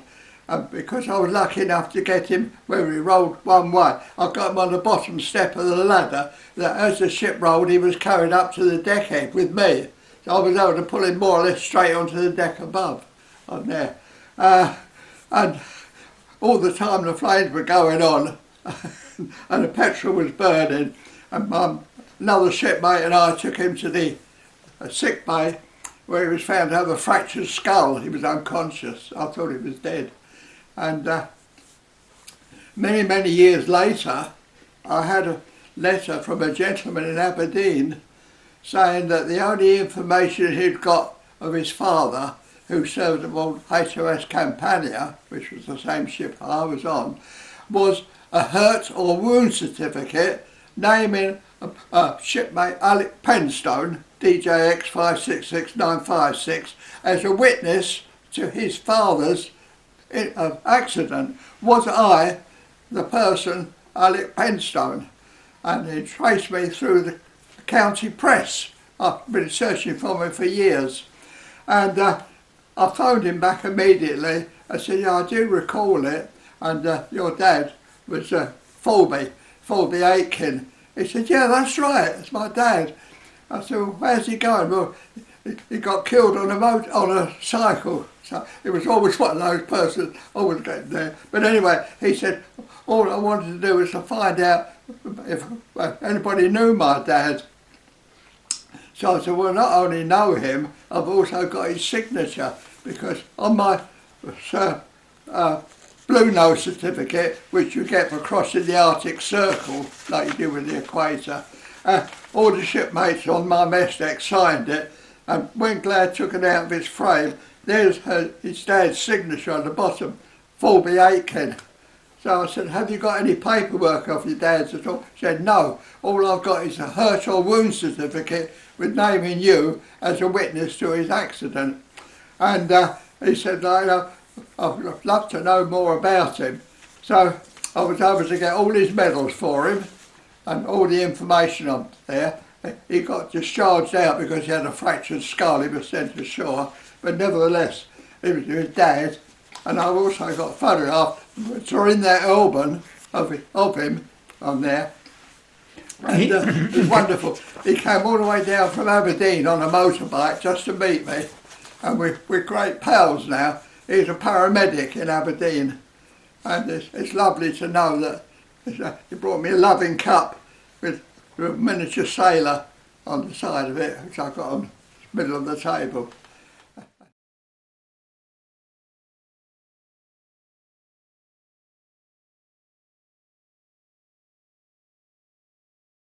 And then what happened as you started to come back Well, with Henry Bacon? Unfortunately, as the storm abated, the Henry Baker lost engine, had engine trouble, and she fell astern of the convoy.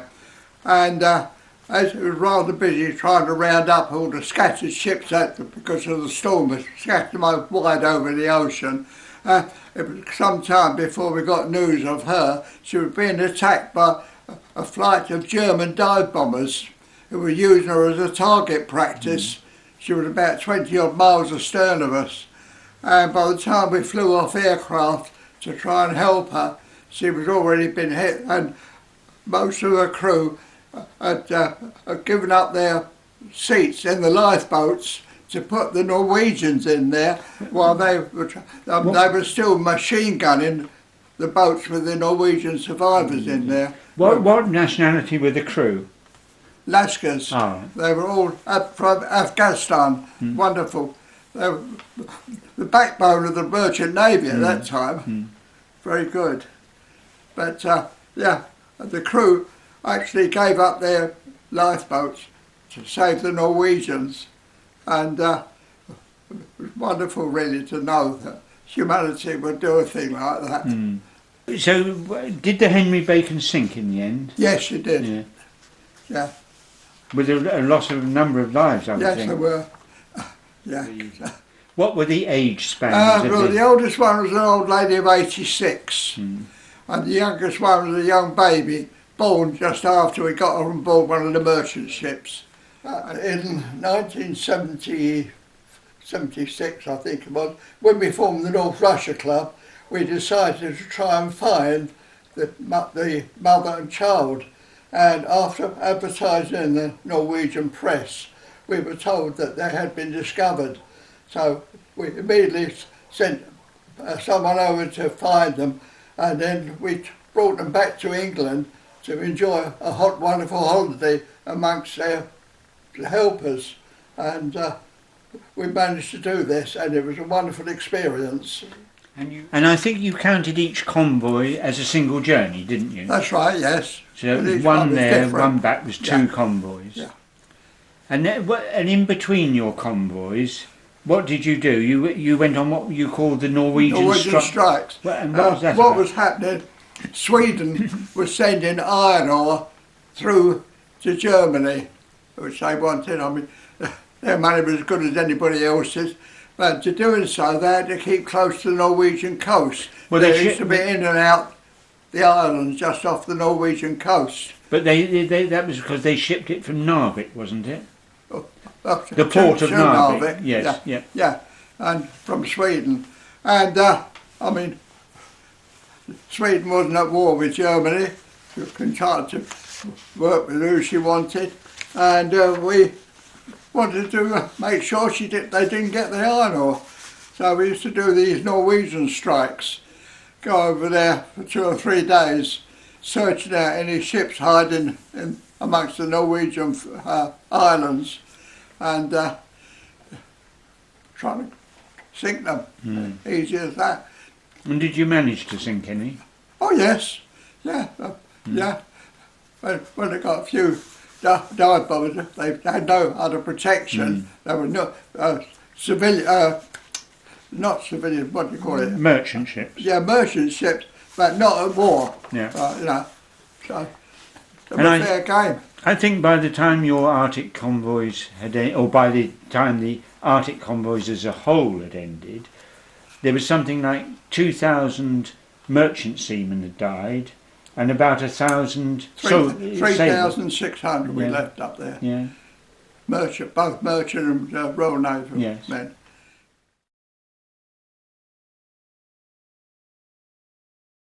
Despite all the hardships you've been through, how were you treated by the Russians when you got there? Well, we were actually no better than the Germans, according to the Russian people, because Stalin hadn't told them what we were doing. As far as they know, we were just in their country and going back again. We put troops in there, or sailors, and altogether it was one of those funny situations because they'd been so brainwashed in the fact that they were the God's own country sort of thing, that they didn't realise that there were other people fighting on their behalf. And how many hours were you allowed off the boat? 2 hours ashore, walking up and down the jetty, and there was a sentry on each end of the jetty, which was a lady, a woman, and all was built like a brick outhouse, right? And if you didn't turn round when you reached one shot up in the air, the next one would be through you. Simple as that.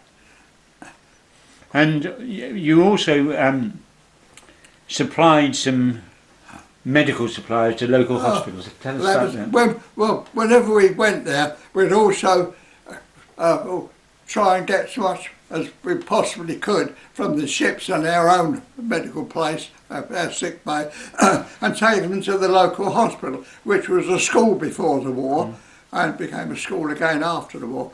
But nevertheless, the whole place had no windows left in it because they had air raids every half an hour there. It was only 12 minutes flying time from the Norwegian bombers. Anyway, the whole point about it was we used to take whatever supplies we could, but we'd always I always had to have a senior officer, because I was a spare hand in harbour. If my boat was inboard, I was always a spare hand, and I was allowed to go that with a senior officer. And when I say a senior officer, I mean one with a more gold braid on it. I mean, at one time we even had our midshipman dressed in the captain's outfit to escort me up to the hospital together with a KGB man. Now, with a KGB man, we used to call them overcoats, because they had one coat fitted all, whether they were 5 foot tall or 6 foot. So all you could see at times was a very high collar walking along in front of you with a fur hat on and an overcoat on there. But nevertheless, it was quite funny. But a KGB man used to have to, as we came off the gangway, we had to hand the bag of medical supplies to a Russian sentry there. And he would look at it. He didn't know what he was looking for, but as long as it wasn't cigarettes or contraband. And then he would pass it over to me, which in turn I'd have to pass over to the KGB man, who, when looking through it, I could see that he was taking certain boxes out of it, looking at them and put them in his pocket. And all those boxes contained May and Baker penicillin products, which was ideal for the gangrene that was rife in the hospital there with frostbite. And when I went to speak to my officer about it, one look from him said, "Don't say a word." So I thought, well, that's it. And off he went with me, carrying the bag, up to the hospital, where I had to give them to the, she was a matron there, English-speaking matron, very nice lady on there, and march all the way back again to the ship. So the next time I went there, I decided that when I went into the sick bay, I asked the sick bay attendant to put all the May and Baker tablets, penicillin tablets, in a number 9 book, which is a constipation pills, like that. So we swapped them over. I had the loose pills in my pocket and the constipation pills put into the box where the May and Baker tablets were. So when I saw the KGB man pocket them, I thought, well, I've got you there, mate.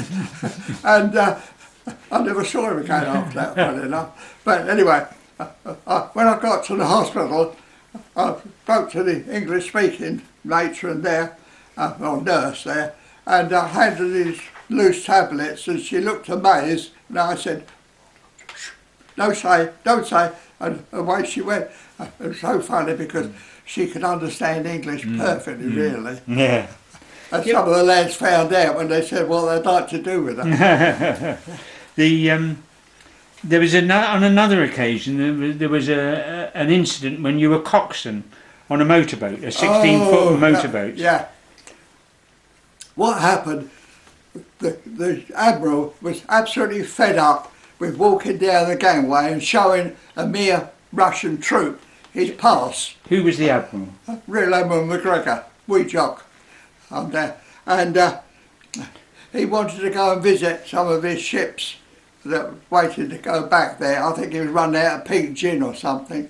But anyway, my boat was outboard. In other words, it was near the water. So it was lowered down into the water, and he climbed in it down the Jacob's ladder into my boat and directed me to go towards the other ships, the merchant ships there. He wanted a conference with them before we sailed. And the icebreaker had been down and broken up the ice. Well, the ice was about a foot to 18 inches thick. We called it pancake ice. But the icebreaker had been down, and there were big mass flows of ice coming along. And I was on in a mahogany boat, 3/16 mahogany. I thought, if I hit one of those, I'm going to be holed, I'm going to sink. Anyway, the Admiral and his crew, more gold-braid than enough, were standing in the cockpit at the back there, looking over me. And as I was going along, I was very close, just very, very gently, all along the side of the wall was great big round red painted buoys with Russian words on it, danger, do not enter, and all this sort of thing. So I was keeping well away from those, and suddenly a wall of ice appeared in front of me where the icebreaker had broken up some, then they piled up and frozen again, and the whole mass was about 6 or 7 foot high. And I thought, well, I can't get out of the way of this. The only way I can get out is to go behind the buoy, which I did. And as I went behind the buoy and the ice floated past, a machine gun opened fire about 5 or 6 foot ahead of me. And of course, I had to swing the wheel over quickly. And in the meantime, the Admiral, I know he was a lower deck man, but the language was such I'd never heard before. I was everything. And when I got back, I was put on a charge of endangering the ship's boat, endangering an Admiral, not obeying the rules of the road. The charge was endless, and the regimental bloody officer in charge said, if this had been in Nelson's day, boy, you'd be hanging at the yardarm by now. I thought, oh my God, what am I up for? Anyway, the captain's charge, and all the charges were read out, and I thought, oh, I'm ready for the high jump. And I'm standing there with my cap off and wait, all the charges were read out, and suddenly I heard a door open and close behind me, and next thing I saw was a regimental the bloke, the Provost Marshal, talking to the captain, and the captain said, "All charges dismissed, on cap, about turn, at the double, out." Oh my God, I was out of that place. When I got outside, I said, "Who was that came in?" He said, "The Admiral." He said, "You were so lucky." He said, he admitted it was all his fault. He shouldn't have asked you to have gone out in the boat. So I got away with that.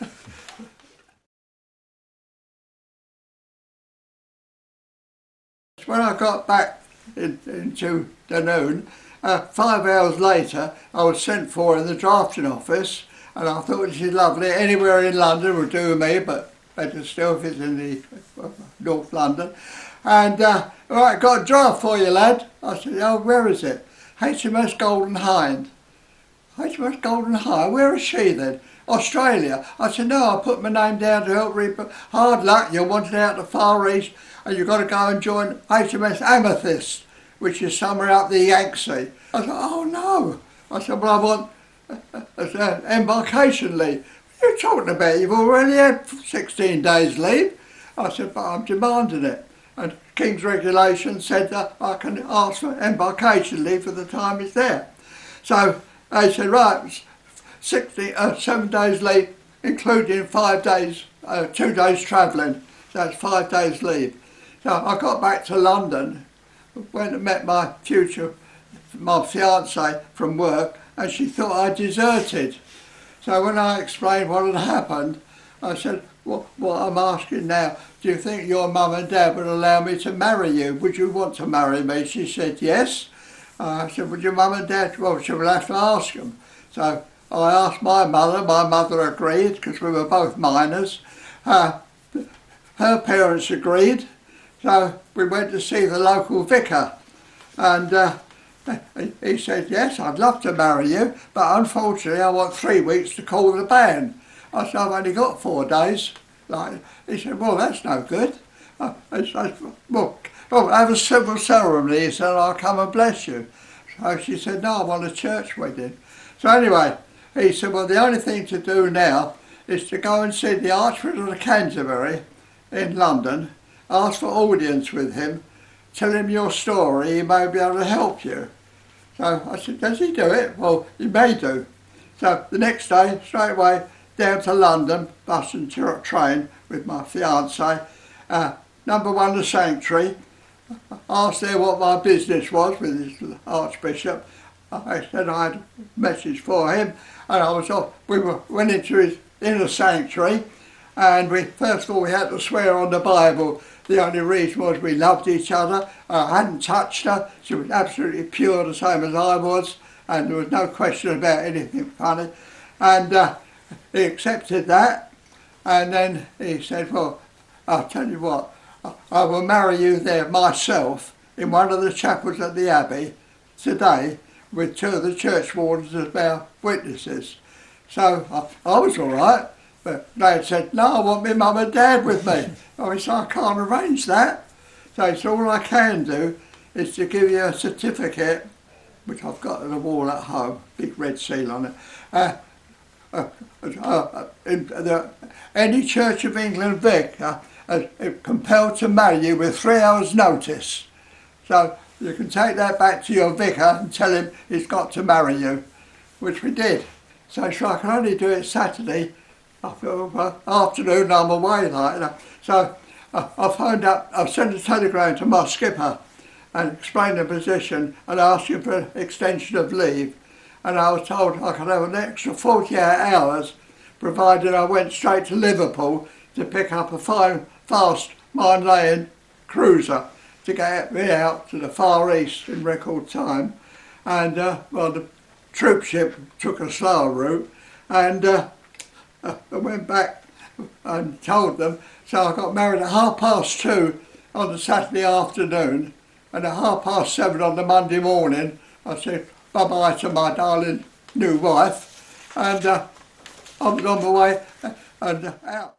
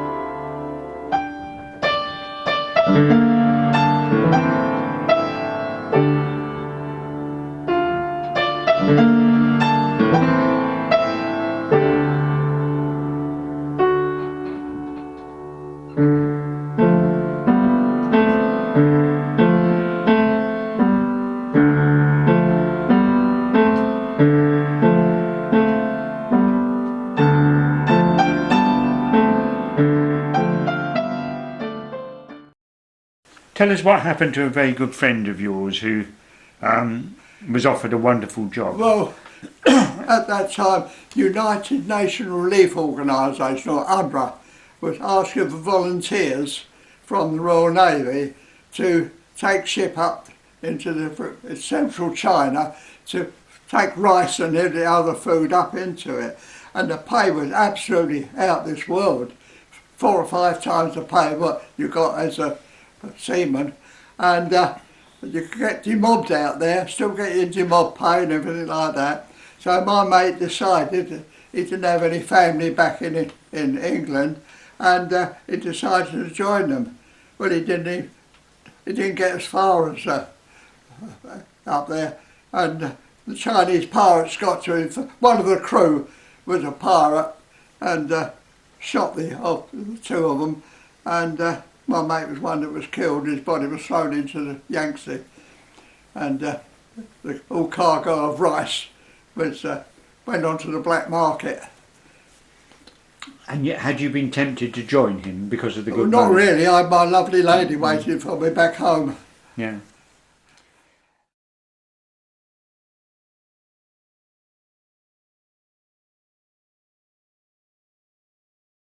Happy Valley was the end of the line sort of thing for trams, and we had a large room over the top of a couple of shops, and in the middle of the room was a massive great big canvas tank with like a cow's underneath it where you could get water, and every day we had to put purifying tablets in the water before we could drink it. But in the meantime, the Chinese rice wine was far cheaper than water, so we used to get quite a lot of that down us. But one particular time, I think it was the Chinese New Year, and all our cooking was done on a methylated spirit block, which you lit up and put your cans of stew, whatever you wanted in it. And for some reason, I must have had too many sakis, that I decided to write Happy New Year on the wall with these methylated spirit blocks. And I've done a lovely big on a stucco wall, thinking in my befuddled mind that when I lit it, it would go Happy New Year, all in lights. No such thing, because as soon as I lit it up, all the burning liquid flew down onto the pathway where I was there, and then spread over onto the roof of the blind of the shop underneath me. And in no time at all, I had a glorious fire going there with Chinese crackers going off in all directions, and me standing above admiring it. Yeah, that was the end of my decorated complex. On another occasion, you went down to the Chinese Quarter, didn't you? Oh yes. At the time, anybody with a naval passport and passport could get into the dockyard to get a job. And tell us what happened. Well, you went with a friend, I think, didn't you? Yeah, that's right. Yeah, it wasn't a place where we not to go to, but not recommended to go to. But there's some lovely shops down there with all hand embroidered stuff, you know. And because in Jack the Lads then, we used to get a uniform made for a couple of £2 by the Chinese tailors, and then on our collar at the back would be a beautiful butterfly all done in embroidery, and the back of your cuff which would turn back, proper Jack the Lad sort of thing, and more embroidery. And we were down there, and I thought, well, I've got to get some stuff, something nice for when I do finally go home. And as we went round into the shops there, a group of Chinese lads come towards us, and I could see they were looking for trouble. How many were there? Sorry? How many were there? About 7 or 8 on there. And because if they get our passports, they get a job in the dockyard, you see, which is wonderful for them. It's like winning the pools to them. And anyway, when we saw what was happening, my mate and I thought, oh, we're in for some trouble here. And the pusser's dirk is what you call your knife. One side is a marling spike, the other side is a blade. And it's about that long altogether, but opened up about that much. And we just saw what was coming in, stood back to back, and of course they attacked us, and I was slashing in there, and sheer luck, a jeep came round the corner with a Royal Naval patrol in it, armed with pickaxe handles. In no time at all, those blokes had gone. Not before we. But had you injured any of them? Yes, yeah. I remember putting a blade in one of the faces of them, but I had nothing further from it. But yeah, we were advised, not ordered, advised not to go there again. There was another occasion, Alec, when you went for a walk over to the mount. Oh yeah. And tell us what happened there. Well, what happened was, when I was alongside in Hong Kong, I was called away in my boat. Duty coxswain, skimming dish, report to the gangway at the double. When I got there, I saw the officer of the watch. I said, "My boat's inboard, sir. She's still in her locks underneath the front of the deck."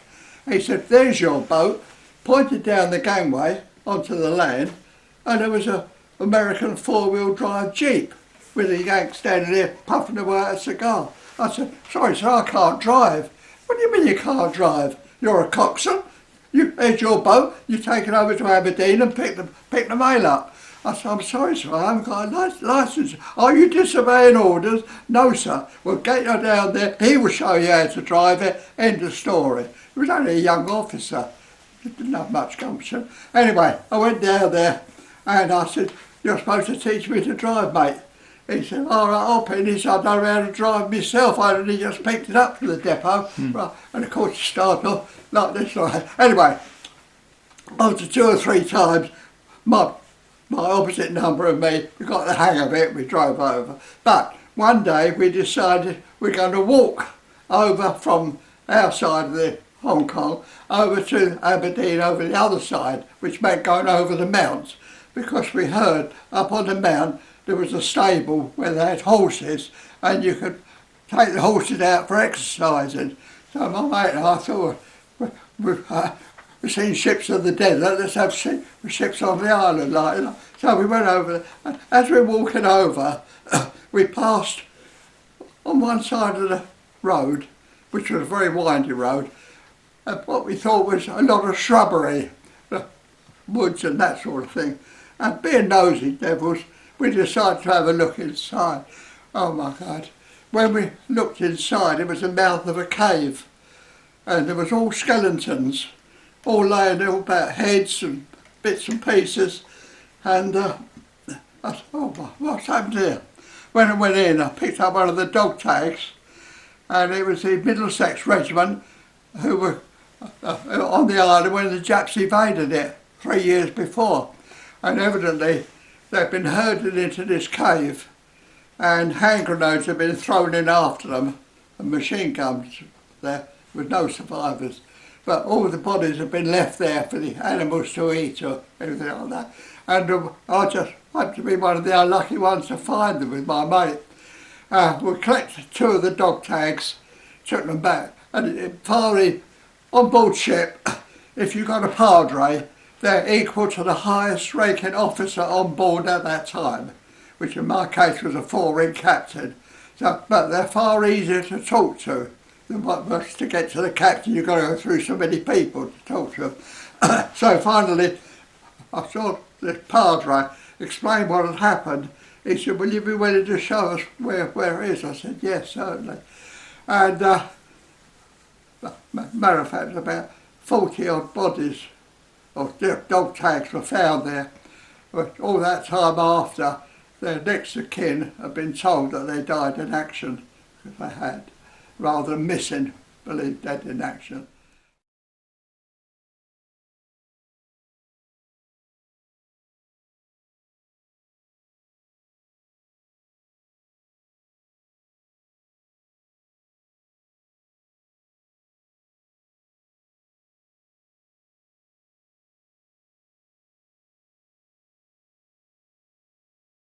The video is now finished, and I hope you enjoyed it as it's a story of my life.